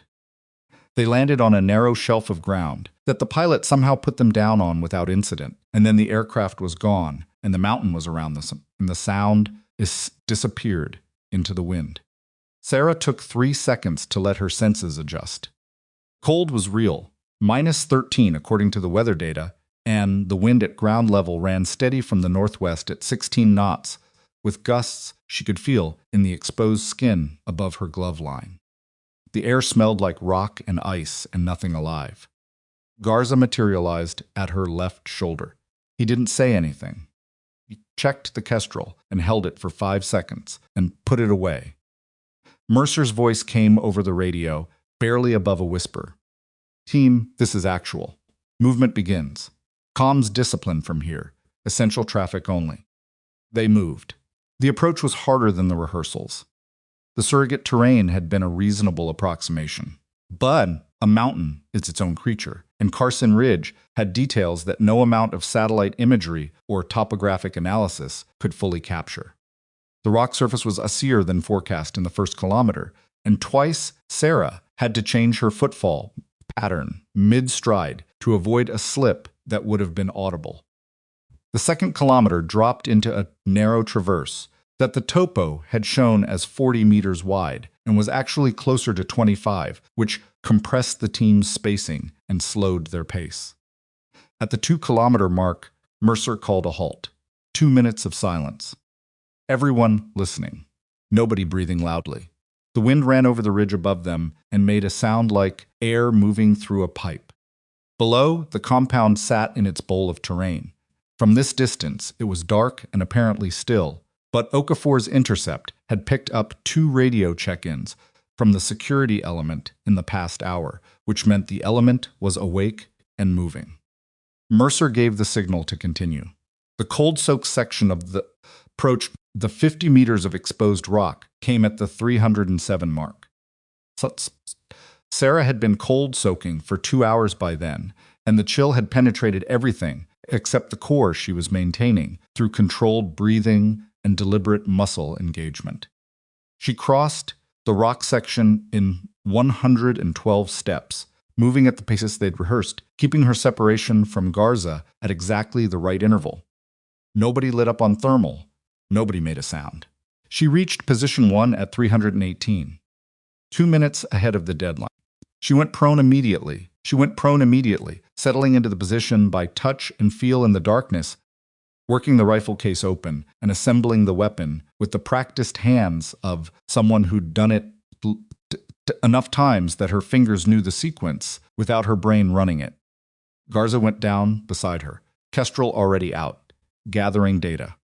"Wind at position," he breathed. 14 knots northwest. Consistent.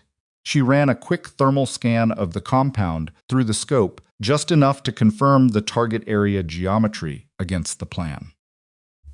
The bowl matched the satellite image. The compound building sat where it was supposed to sit. The north observation post showed 1 heat signature at the expected location. She settled in. The wait was 19 minutes.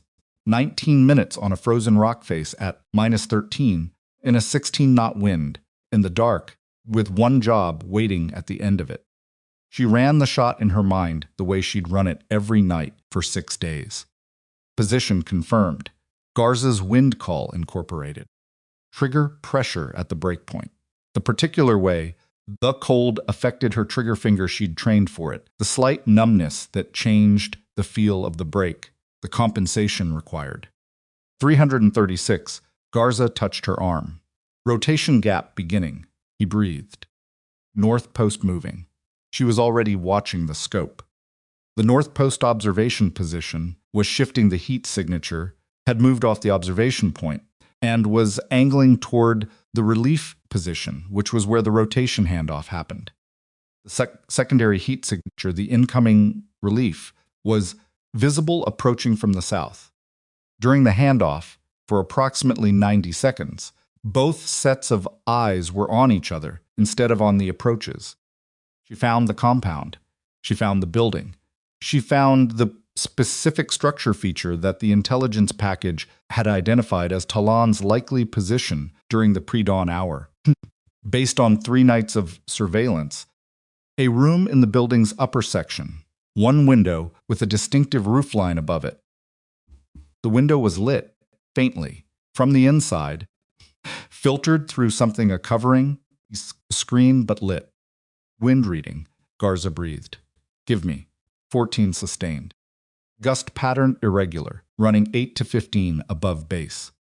Lull cycle, approximately 12 seconds. She watched the mirage shimmer in the scope faint, at this temperature, but readable.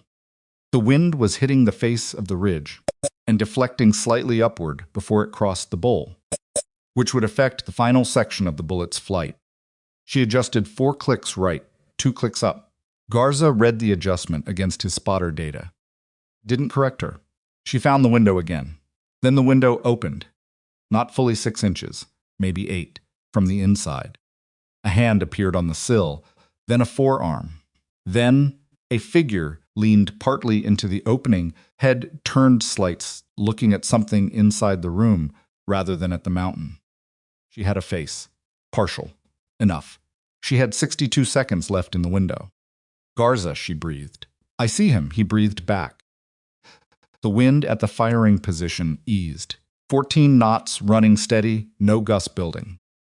The lull cycle Garza had called 12 seconds between gusts was holding. She needed 6 of those seconds. Wind, she breathed. Steady, he breathed. You're in a lull.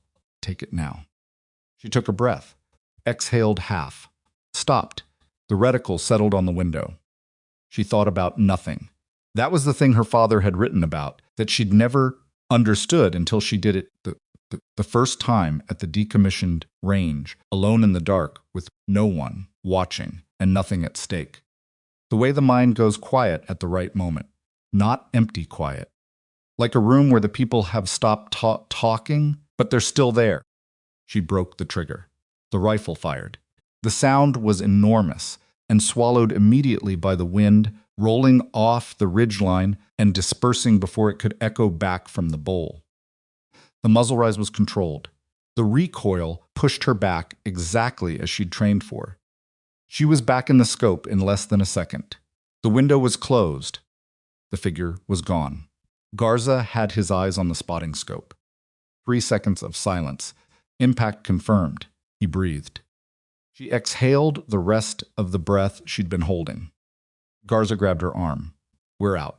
North Post is moving. She had the rifle broken down in 40 seconds, flat. Closed. On her feet. Moving. Mercer's voice in her ear. Actual to actual. Extract now.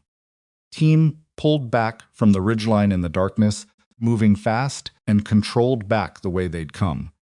The mountain indifferent around them. The wind still running hard off the northwest face. The cold pressing in from every direction. She didn't think about the shot. She thought about the movement. Footfall, the spacing, the cold rock under her boots. 6 kilometers back to the extraction point. Garza was 2 steps behind her, keeping her pace, and once on the traverse section, where the width narrowed, he reached forward and steadied her with a hand on her shoulder. When she hit an icy section, the way he did it, automatic and without comment, and she kept moving and didn't say anything, because there was nothing to say. 511, they reached the extraction, LZ. The helicopter came in at 519. They lifted off, and the mountain fell away below them, and the sky began to lighten in the east in that gray early way that doesn't look like dawn yet, but is. Nobody spoke on the aircraft. Cole sat with his head against the bulkhead, eyes closed. Peel was looking out the window. The 2 unnamed operators had their weapons across their laps and their heads down. Ward sat at the back with the portfolio on his knee. Garza sat next to Sarah. After a few minutes, in the noise of the rotors, he leaned toward her. 31 months of training, he said. For one shot. Worth it? He said. She looked out the window, at the mountain getting smaller below them, the compound invisible in its bowl of terrain, the ridgeline where she'd lain on frozen rock for 19 minutes and then fired one bullet across 1,640 meters of cold mountain air. Ask me when we land, she said. He nodded, didn't push it. The aircraft banked south, and the mountain disappeared into the early gray, and the rotor noise filled everything. And Sarah sat in it and felt the particular impotence that follows a thing you've been building toward for a very long time, not relief. Exactly, not triumph, but the absence of the pressure that had been there before, which was its own strange sensation, like a sound that had been running for so long you'd forgotten it was there until it stopped. At her hands. They were steady. Her father had written about that too, the hands. How you could measure yourself by what your hands did when it was over. Some people shook. Some went rigid. Some couldn't let go of the weapon. Her hands were folded in her lap, and they were steady. She didn't know what that meant about her yet. She thought she'd probably spend a long time figuring it out. What she didn't know, what none of them on the aircraft knew yet, was that the compound at Karsin Ridge had a second room, and the intelligence they'd built the mission on had been missing a piece. And when they landed and Okafor ran the signals debrief, and Mercer opened the mission closure packet that Ward had been carrying in that portfolio since the moment they left Iron Valley, there was going to be a conversation that would crack the floor of everything. Sarah thought she understood about why this mission had been built around her specifically, and why Ward had really come to her workshop that Tuesday morning in October, and what her father had actually asked him to do. They landed at Iron Valley at 647. The sun was barely up, throwing long, flat light across the tarmac that made everything look provisional, like the base hadn't quite decided to be real yet. Sarah climbed out of the helicopter, and her legs registered the cold in a way they hadn't on the mountain, the kind of deep tissue cold that only announces itself once the adrenaline is done with you. She stood on the tarmac and breathed the comparatively warm air of the valley floor, which was maybe 2 degrees above freezing, and felt her body begin the slow process of remembering what normal temperature was. Mercer was on his radio before his boots hit the ground. She watched him move away from the aircraft, one hand pressed to his ear, head down. His posture was wrong for a successful mission return. She'd seen enough of him in the past 10 days to know how he carried himself when things were aligned, a kind of settled authority, weight distributed evenly. Right now he was leaning forwards slightly, the posture of someone receiving information they're pushing back against. Ward came up beside her. Inside, he said. Debrief now, not in an hour. What happened? Inside, he said again. The debrief room was the same one they'd used for mission planning, and it had the particular stale quality of a space that had been prepared for a different version of events. The mission board still showed the original satellite overlay with the sniper position marked and the compound approach vectors drawn in red. Someone had written the departure time in the corner, in marker. Nobody erased it. The team filed in. Nobody got coffee. Nobody sat for the first 3 minutes because Mercer was still on the radio in the hallway, and the room was waiting for him. Okafor had her tablet out. She was reading something, and her face had the same quality it had had. At 512, in the barracks-controlled, internal, the face of someone holding information. Heel looked at her. What is it? He said. Wait for Mercer, she said. Nadia. She looked up from the tablet. Wait for Mercer. Mercer came in at 701 and closed the door and stood at the front of the room. The signal's debrief, he said to Okafor. Give it. Okafor set the tablet on the table and pulled up the intercept log. While we were on approach, I had a passive collection running on the compound's communication frequencies. 328, approximately 8 minutes before the rotation gap I pulled a secondary burst transmission from a different frequency than the security element uses. Lower power, encrypted differently. I didn't identify it until we were inbound. She looked at the room. It was an outgoing transmission. From inside the building. Outgoing to where? Cole said. I'm still working on the destination. The encryption pattern is consistent with a protocol that Verity program analysts flagged 18 months ago as belonging to Talon's personal communication network, not his security element Talon himself. The room was quiet for a moment. He knew we were there, Peel said. I don't know that, Okafor said carefully. The transmission went out before the shot. It could have been a scheduled check-in. It could have been operational communication. I can't tell you content yet. She paused. What I can tell you is that someone sent a message from inside that building 8 minutes before Sarah fired, and I don't have a target confirmation that can be independently verified. The room looked at Sarah. She'd been standing near the wall. Stayed there. I had a partial face, she said. Through the scope. The figure leaning into the window. How partial? Mercer said. From the nose up. The inside of the room was dim. He was looking laterally. I had his profile from the cheekbone to the top of the head. Enough to confirm identity? She didn't answer immediately. She ran it back through memory with the precision she applied to everything else, the image in the scope, the angle, the light level, the distance. Consistent with the target package photographs, she said. Cannot give you a higher confidence rating than that. Mercer absorbed this without expression. What about impact? He said. Confirmed impact on target, Garza said. I saw the strike. On the figure. Garza paused 1 beat too long. On the window frame area. The figure had moved partially back inside the room. So, I confirmed impact on the structure in the engagement zone. Another silence. Cole said, so we have a confirmed hit on the engagement area and a partial ID on the figure. Yes, Mercer said.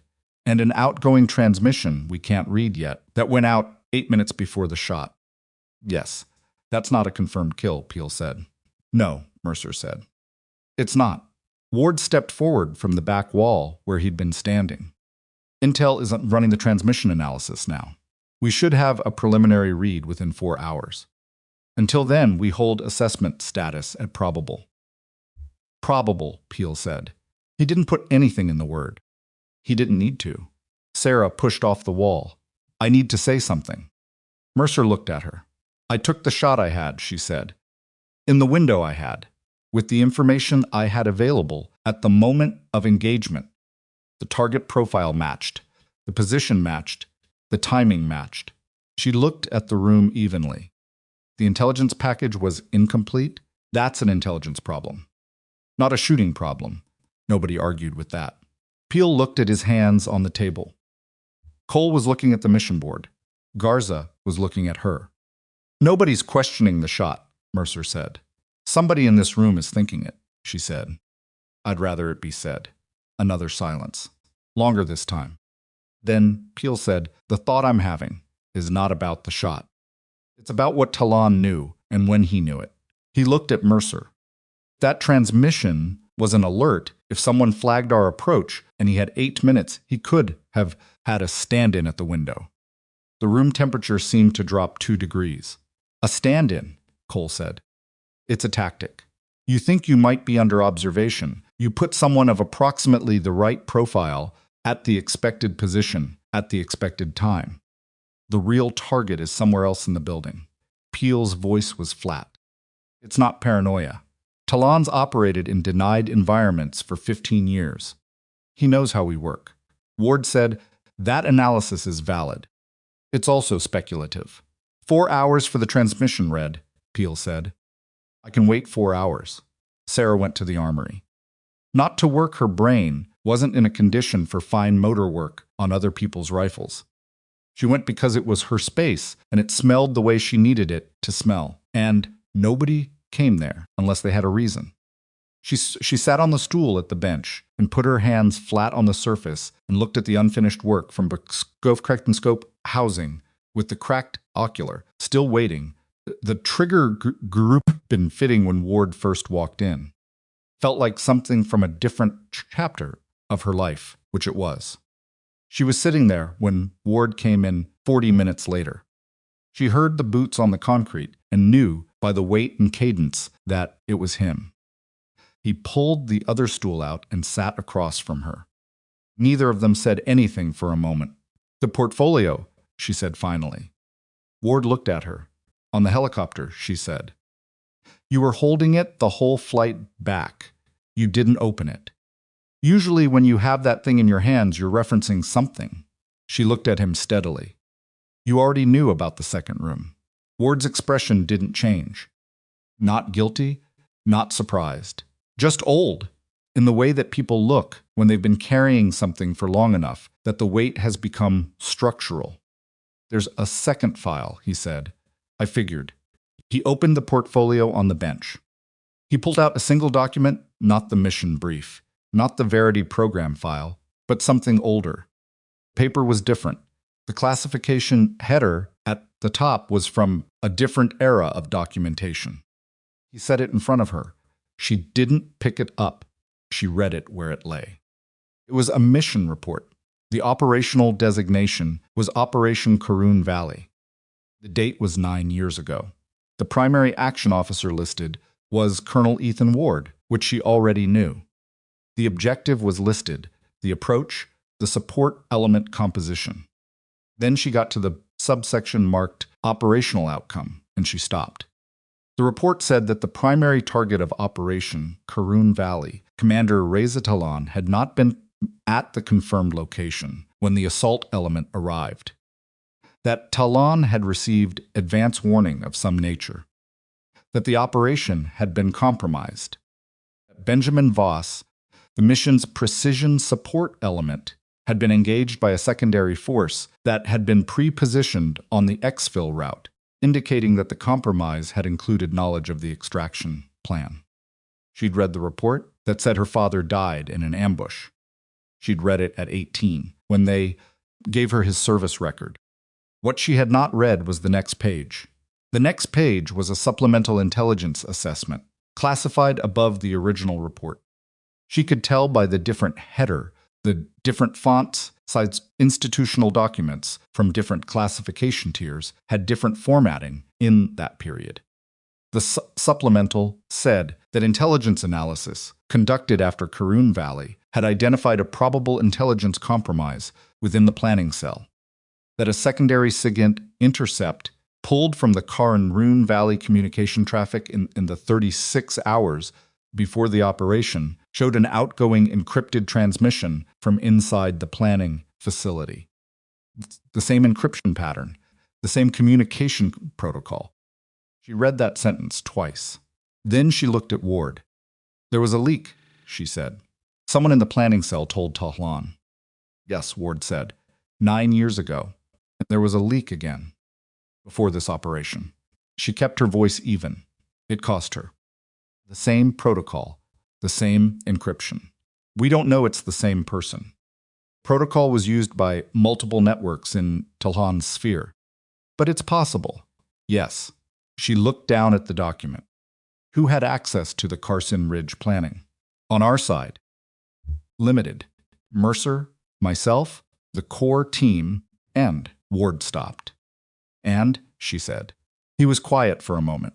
"And a joint intelligence oversight officer at the command level who was brought in for clearance coordination," he said. "Name is Colonel David Voss. He had read in access to the mission parameters, but not the tactical details. Was he read in to Karun Valley 9 years ago?" Ward was quiet for longer this time. "He was a major then," Ward said. "Intelligence planning cell." Sarah sat very still. The fluorescent tube above the bench hummed. Outside, she could hear the base starting its morning vehicles, voices, the ordinary machinery of a military installation that didn't know what had happened on a mountain 6 hours ago. "You've known this," she said. "I've suspected it," Ward said. Since 8 months ago, when Verity flagged the same encryption signature in a test transmission we ran to identify potential compromise vectors." He looked at her. I couldn't act on suspicion.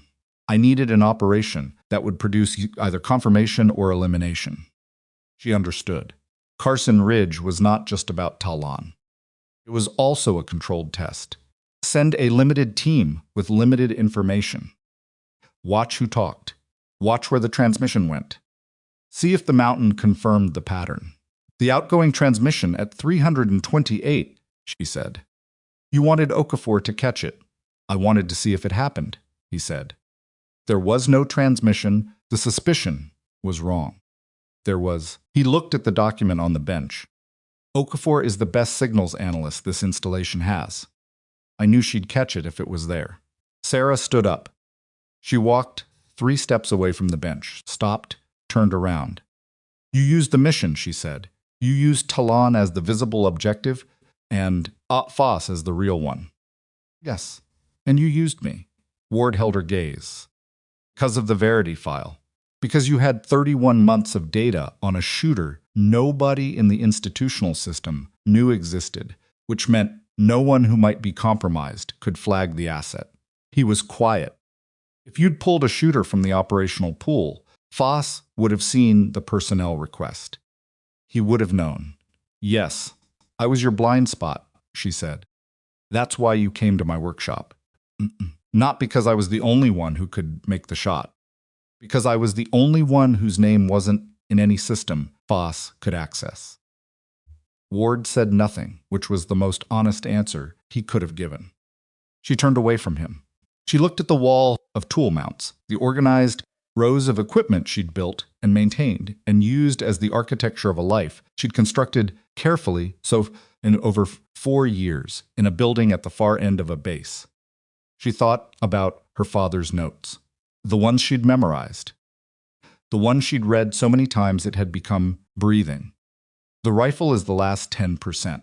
She thought about the other ones. The people who ask you for the hardest thing will not always tell you all of it. Sometimes that's because they can't. Sometimes it's because they made a calculation. Learn to tell the difference before you decide if you can live with it. She turned back to Ward. Can you tell the difference? She said.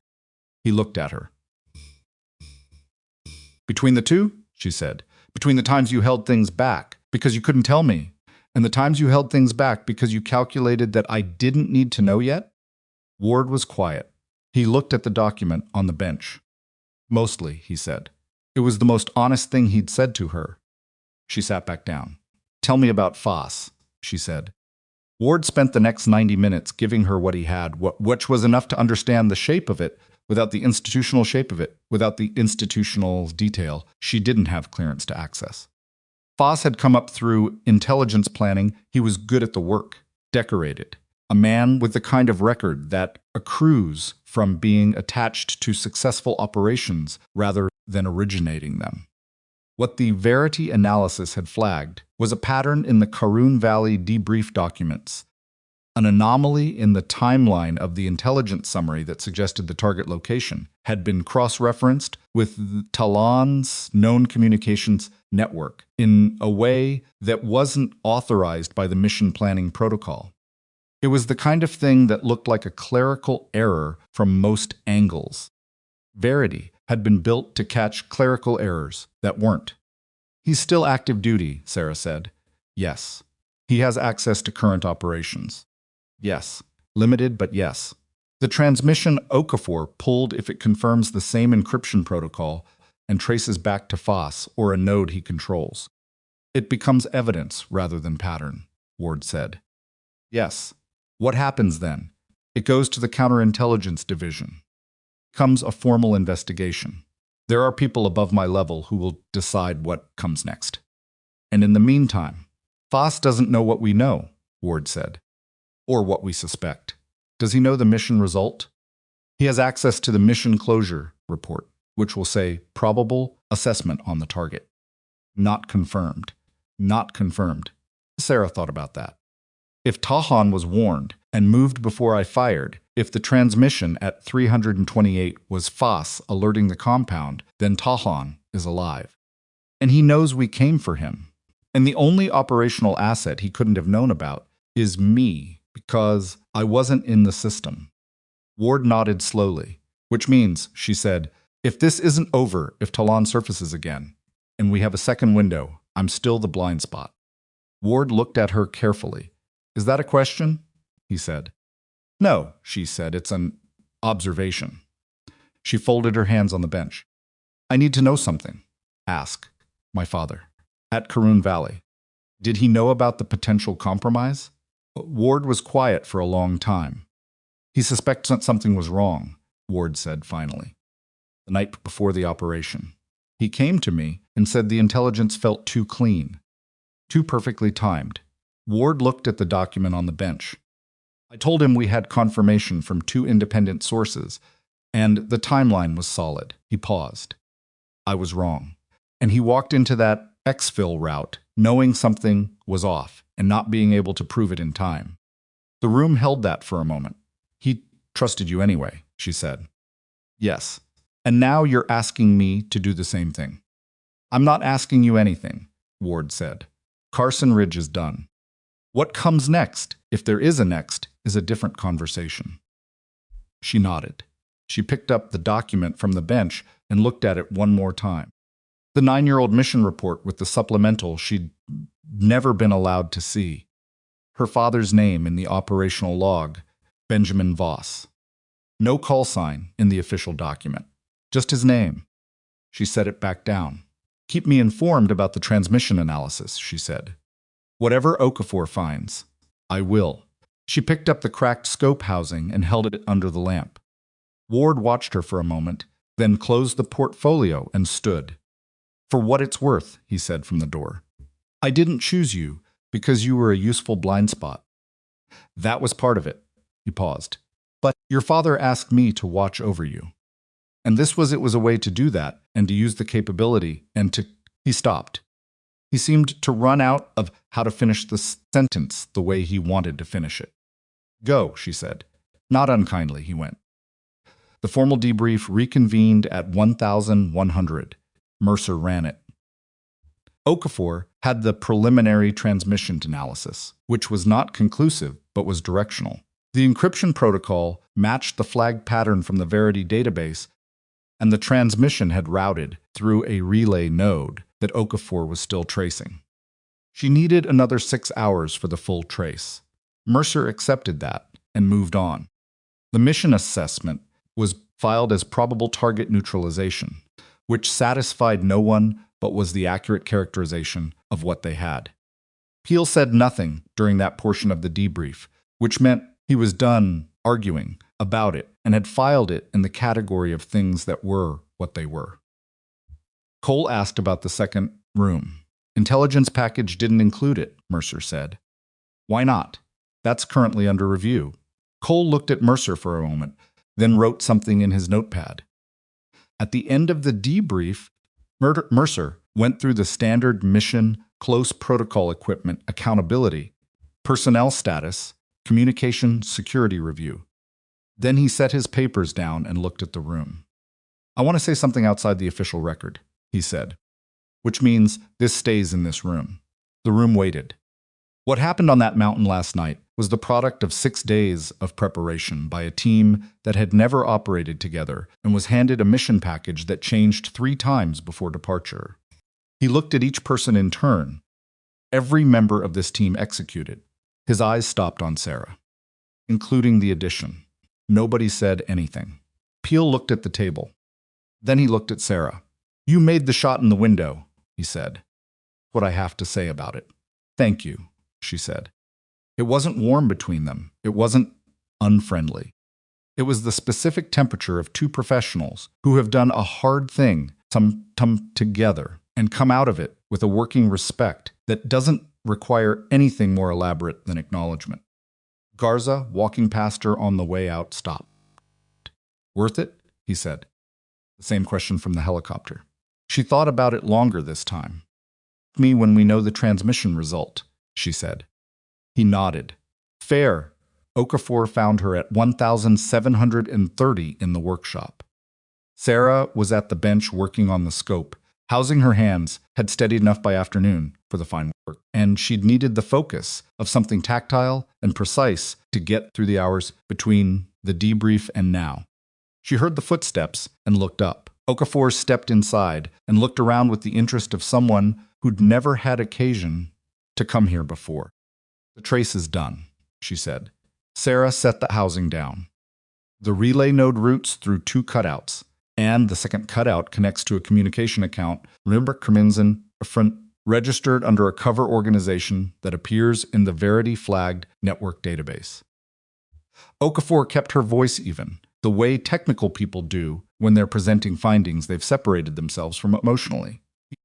"It doesn't give us a name. What it gives us is a node that belongs to a known network in Talon's communication sphere that has been accessed from a domestic IP, addressed 17 times in this past 14 months. Domestic, Sarah said. Continental U.S. The workshop was quiet.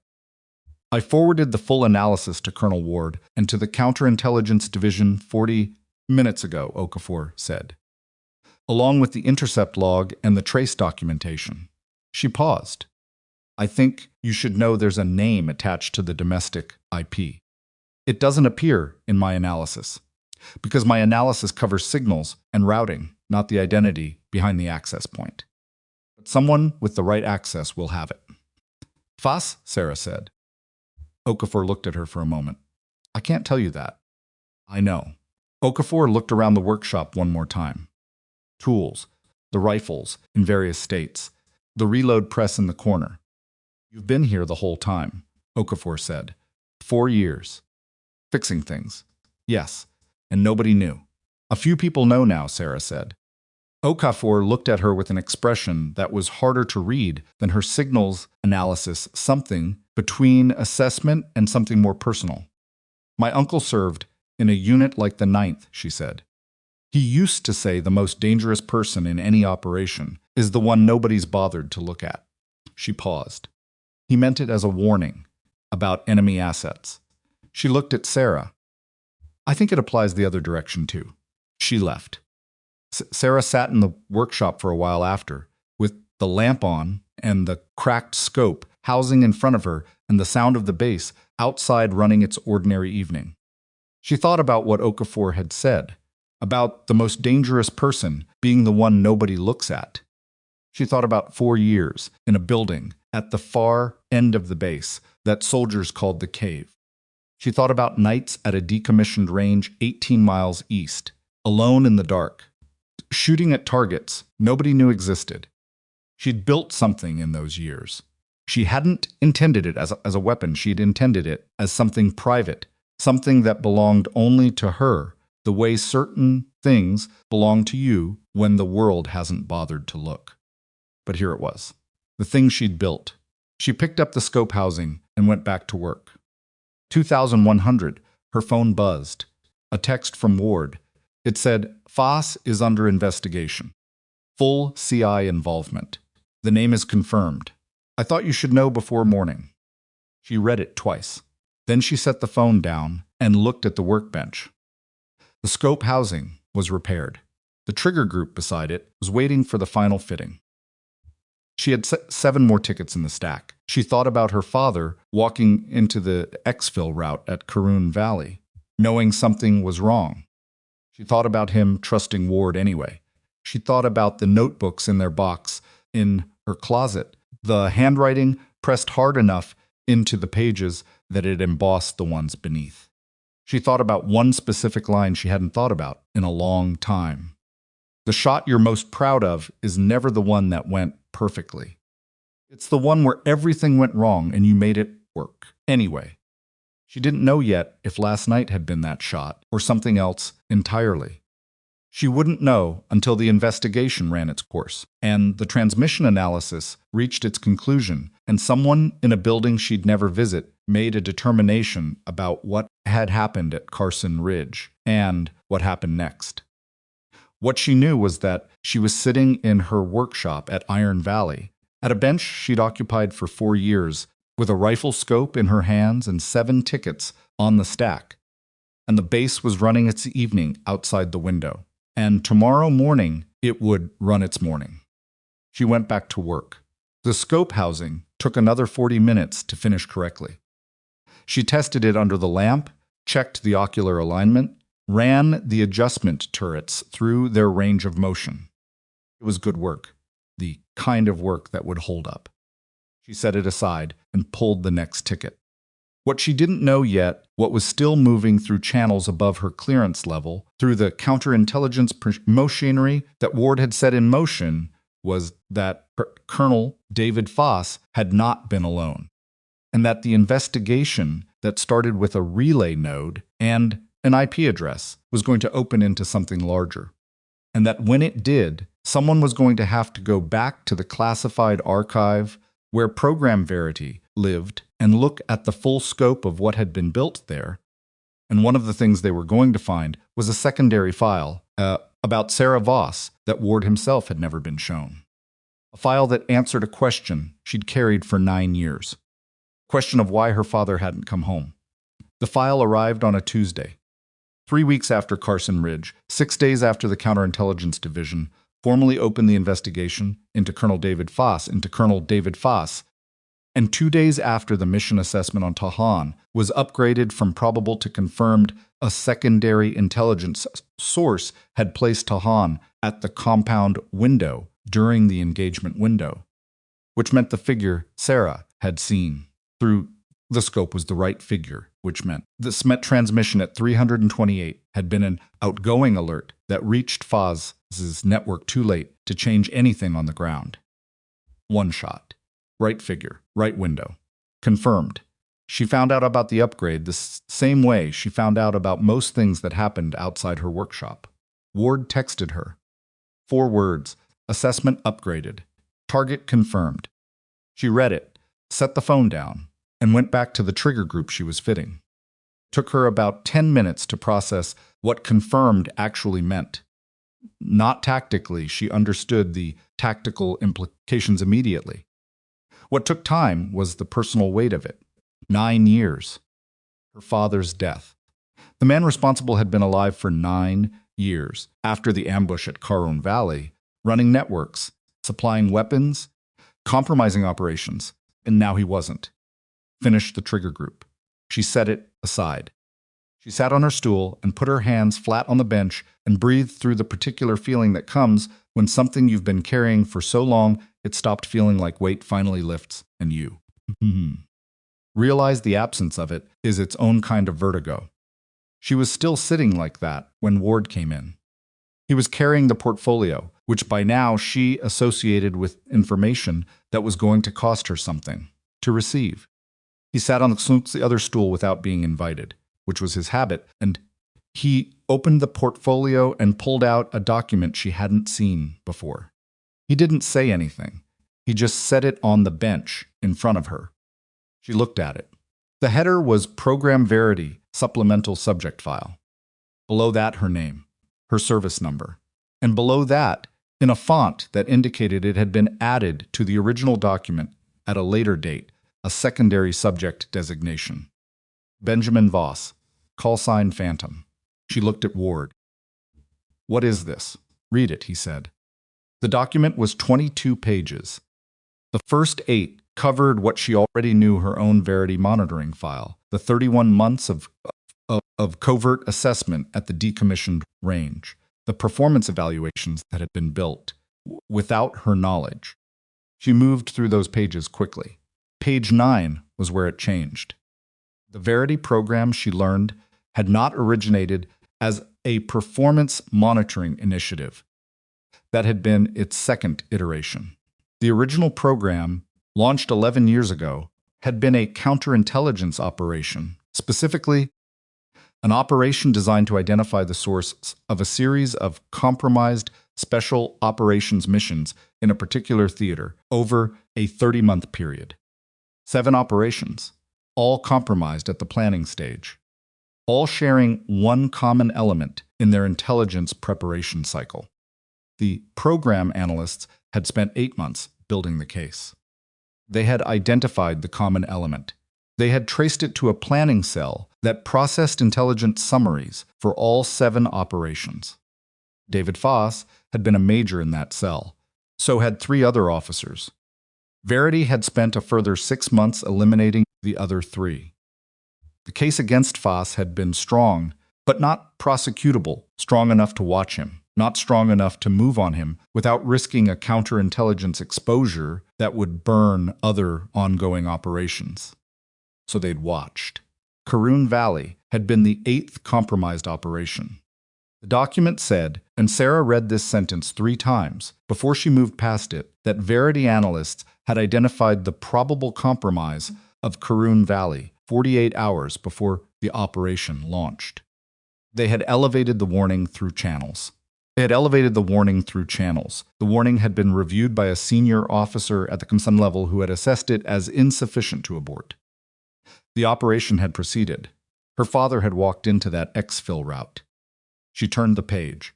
The next section was titled Obsect Voss, Benjamin Posthumous Assessment, and it covered what Verity had found when they went back through her father's operational record after his death, looking for the pattern. What they found was that her father had not just suspected something was wrong the night before the operation. He had identified it. He had written a field assessment, an informal document, not an official report, the kind of thing a senior operator puts together when he's trying to organize his own thinking, dated 36 hours before the Karun Valley launch. The assessment laid out, in her father's precise and compressed language, an analysis of the intelligence package that pointed to the same anomaly the Verity analysts had flagged. Specific details in the target location summary that could only have come from inside the planning cell, cross-referenced against Talon's known communication network in a way that suggested the cross-reference had traveled in the wrong direction. Her father had known, not with certainty, but he'd known enough. The document said that the field assessment had been submitted to Colonel Ethan Ward 34 hours before the operation.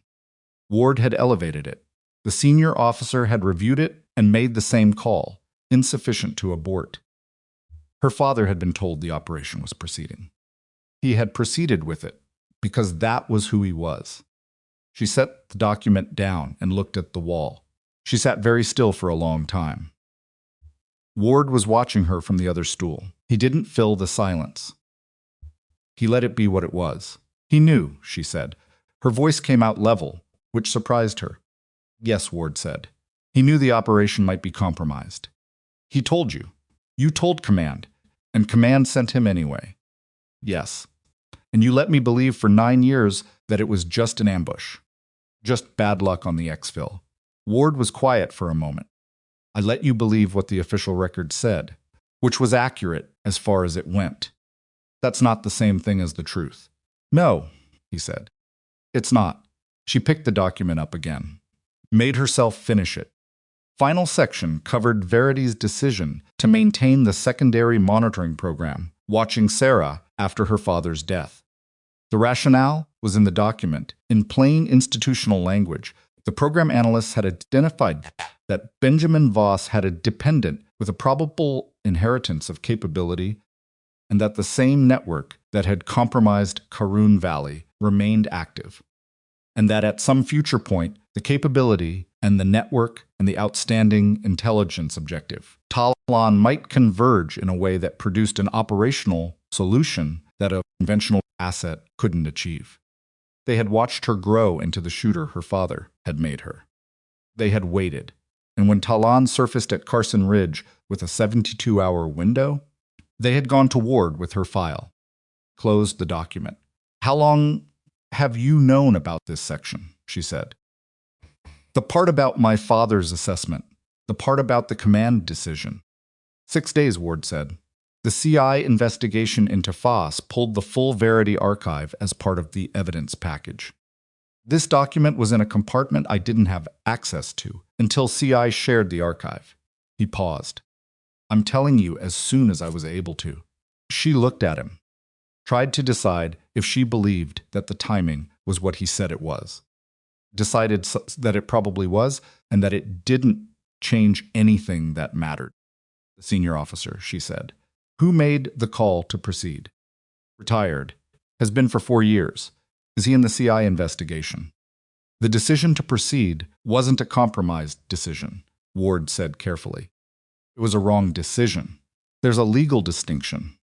I know there's a distinction, she said. I'm asking if someone is looking at it.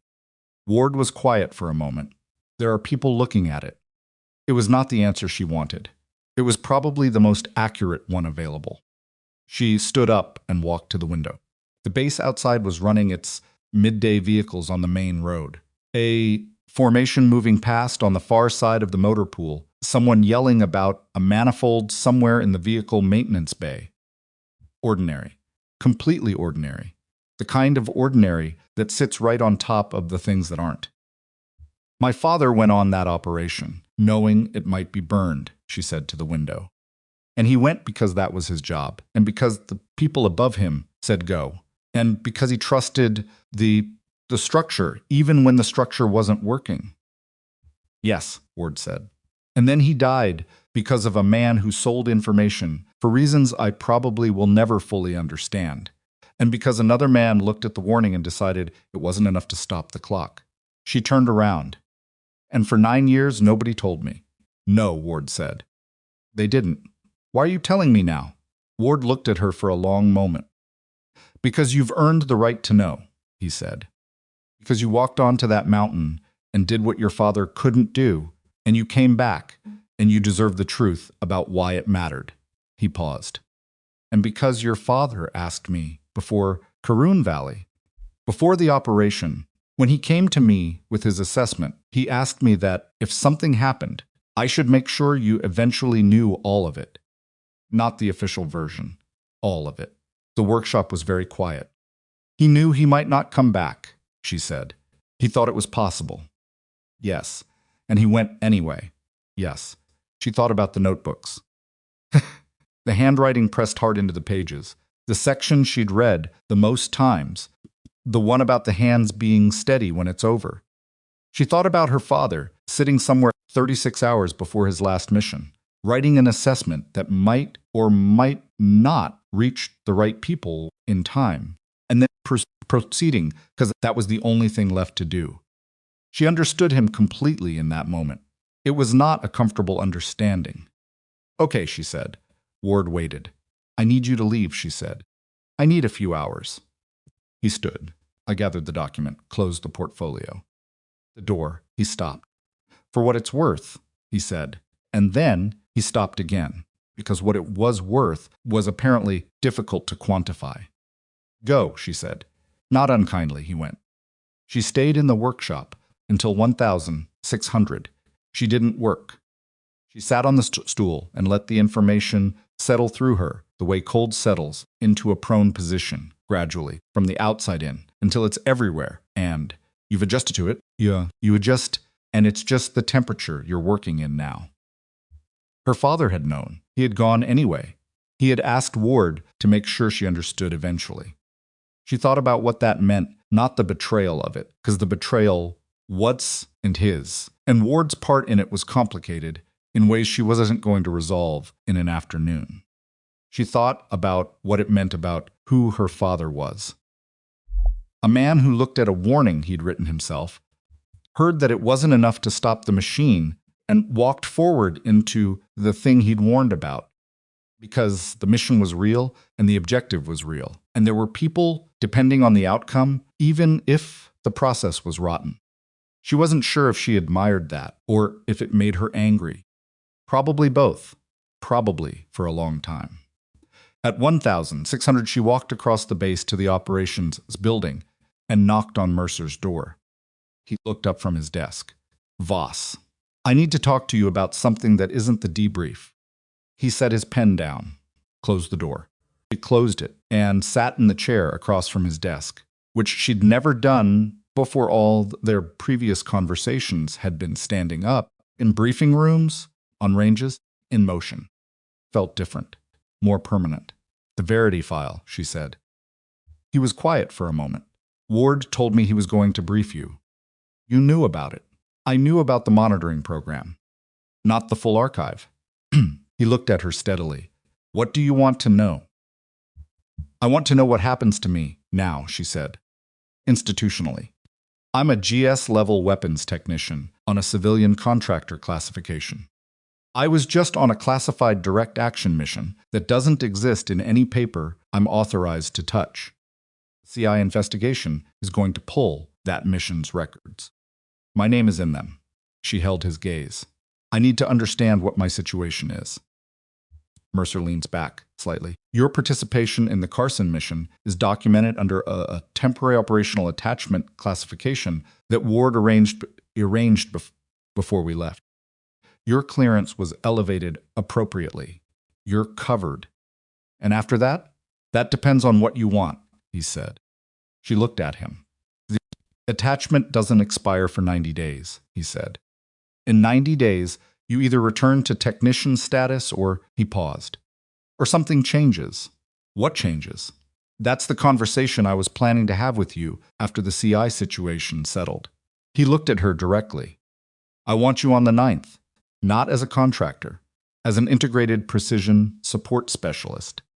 It would require a formal reclassification, a new contract structure, and a conversation with command that I'm prepared to have. He paused. But I'm not prepared to have it without knowing what you want. Sarah sat with that for a moment. I'm not interested in being a symbol, she said. I know. If I'm on your team, I'm on your team because of what I can do. Not because of whose daughter I am. That's the only basis I'd put you there, he said. Peel would walk if I did it any other way, and frankly, he'd be right. She almost smiled at that. What does Peel think? He hasn't said anything about it directly. Mercer's expression shifted slightly, which for Peel means he's already made his decision and he's waiting for the process to catch up. She looked at the window behind his desk, the same flat, late October light as the morning Ward had first come to the workshop, now 3 weeks and a mountain and a confirmed kill and a 22-page classified document further down the road. I need time to think about it, she said. You have 90 days, he said. I need less than that. She stood. I'll have an answer for you in a week. Mercer nodded. One more thing. She stopped. The shot at Karsin Ridge, he said. In conditions that my primary designated marksman told me he wasn't certain he could make. In a 90-second window, at 1,640 meters. He held her gaze. I've put that in the mission record. Under your name. Your actual name, not a classification marker. He paused. You should know that. She looked at him for a moment. Thank you, she said. She went back to the workshop and worked until dark. The week went the way weeks go when you're waiting for your own answer to arrive. She ran her repair tickets. She ordered parts. She argued with supply about a shipment of barrel blanks that had arrived with incorrect chamber specifications, and won the argument, which took 3 days. She ate in the mess hall and ran her morning route and slept adequately, and did the ordinary things that constitute a life when the extraordinary things are temporarily in abeyance. Peel came to the workshop on Thursday. He didn't have a repair ticket. He stood in the doorway and looked at her, the way he'd looked at her at the first briefing, provisional, measuring, but without the edge it had carried then. You know what I'm going to ask, she said. Probably, he said. The answer's not final yet. I'm not asking for final. He stepped inside, looked at the bench. I want to say something. She set down what she was working on. I was wrong about you, he said. At the start, the way I framed my concern in that first briefing, I made it about operational risk when part of it was about something else. Your father's stories? She said. Yes. He didn't look away from it. I'd heard about Phantom since I was a kid. The record, the mythology, all of it. And then you walk in, and you're his daughter, and you're standing in a workshop, and I built a story about what that meant before I had any data. He paused. That was unfair. You came around, she said. Eventually. Most people don't. He looked at her. Are you going to stay? She looked at the bench, at the rifles in various states of repair. Toolboard she'd organized over 4 years into exactly the configuration her hands knew by habit. I don't know yet, she said honestly. He nodded once. For what it's worth, and I know it's not the deciding factor, you'd be good for the team. Not because of the name, because of how you think. He paused. the cold soak approach on the exposed section, the thermal layer calculation, the dip card. He looked at the bench. You see things differently than operators do. Could use that. She didn't say anything. He left. She sat with it for another hour, and then she picked up her father's notebook from the bottom drawer of the bench where she'd put it when she started the mission prep. She'd brought it from the barracks, some instinct to have it close, and she opened it to the last page. When you're ready, you'll know. Don't rush it. Don't let anyone else tell you when ready is. Closed it. She put it back in the drawer. She picked up the phone and called Mercer. I'm in, she said when he answered. A pause on the other end. One condition, she said. What? I keep the workshop. Part-time. The armory doesn't have anyone who can do what I do with this equipment, and the unit's rifles are better for it. I want to keep doing the work. Mercer was quiet for a moment. Could hear him almost smiling through the phone. I think that can be arranged. Then I'm in, she said. She hung up. She looked around the workshop, the lamp, the bench, the smell of solvent and metal, and the particular kind of work that nobody sees but everybody depends on. Nothing about the space had changed. She had. The formal transition took 6 weeks. The paperwork was complex, and the command level conversation Mercer had promised turned out to require 2 meetings rather than 1. But Ward navigated the classification structure, and the contract redesignation moved through channels faster than she'd expected. Fass was suspended from duty pending the full CI investigation. On the same day, her new operational attachment was countersigned, which she learned about from Okafor via text message containing only 2 words and a period. He's done. She wrote back, good.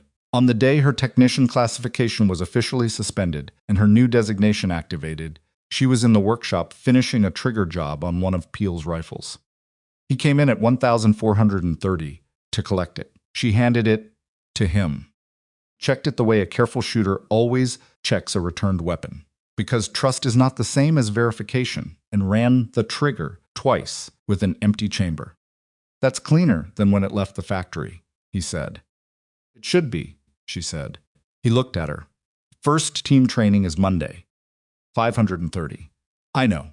You'll need to requalify on the 9th's organic weapons systems. It's procedure. I know that too. He started toward the door. Stopped. Turned back. My father would have liked you, he said. It seemed to cost him something to say it. I don't mean that I mean it as a statement about you, not about your father. She understood the distinction. It mattered that he'd made it. Thank you, she said. After he left, she stood in the workshop for a while longer. She thought about Monday. She thought about 530 and what it meant to walk onto a training field as something other than the woman who fixed the rifles before other people used them. She thought it was probably going to be harder than Karsin Ridge in some ways and easier in others. She thought she was ready for it, not because she'd arrived somewhere, but because she'd stopped waiting for someone else to tell her she'd earned the right to start. The rifle rack along the east wall held 6 weapons in various stages of repair. She looked at them, her last batch, before the transition fully completed. She'd finish them this week. Leave the workshop in good order. Leave instructions clear enough that whoever came behind her could follow the thread. She sat back down at the bench. She picked up the next ticket. She worked until the light through the window went gold and then gray and then dark, and the base settled into its evening rhythm outside, and the lamp above the bench held its small circle of light.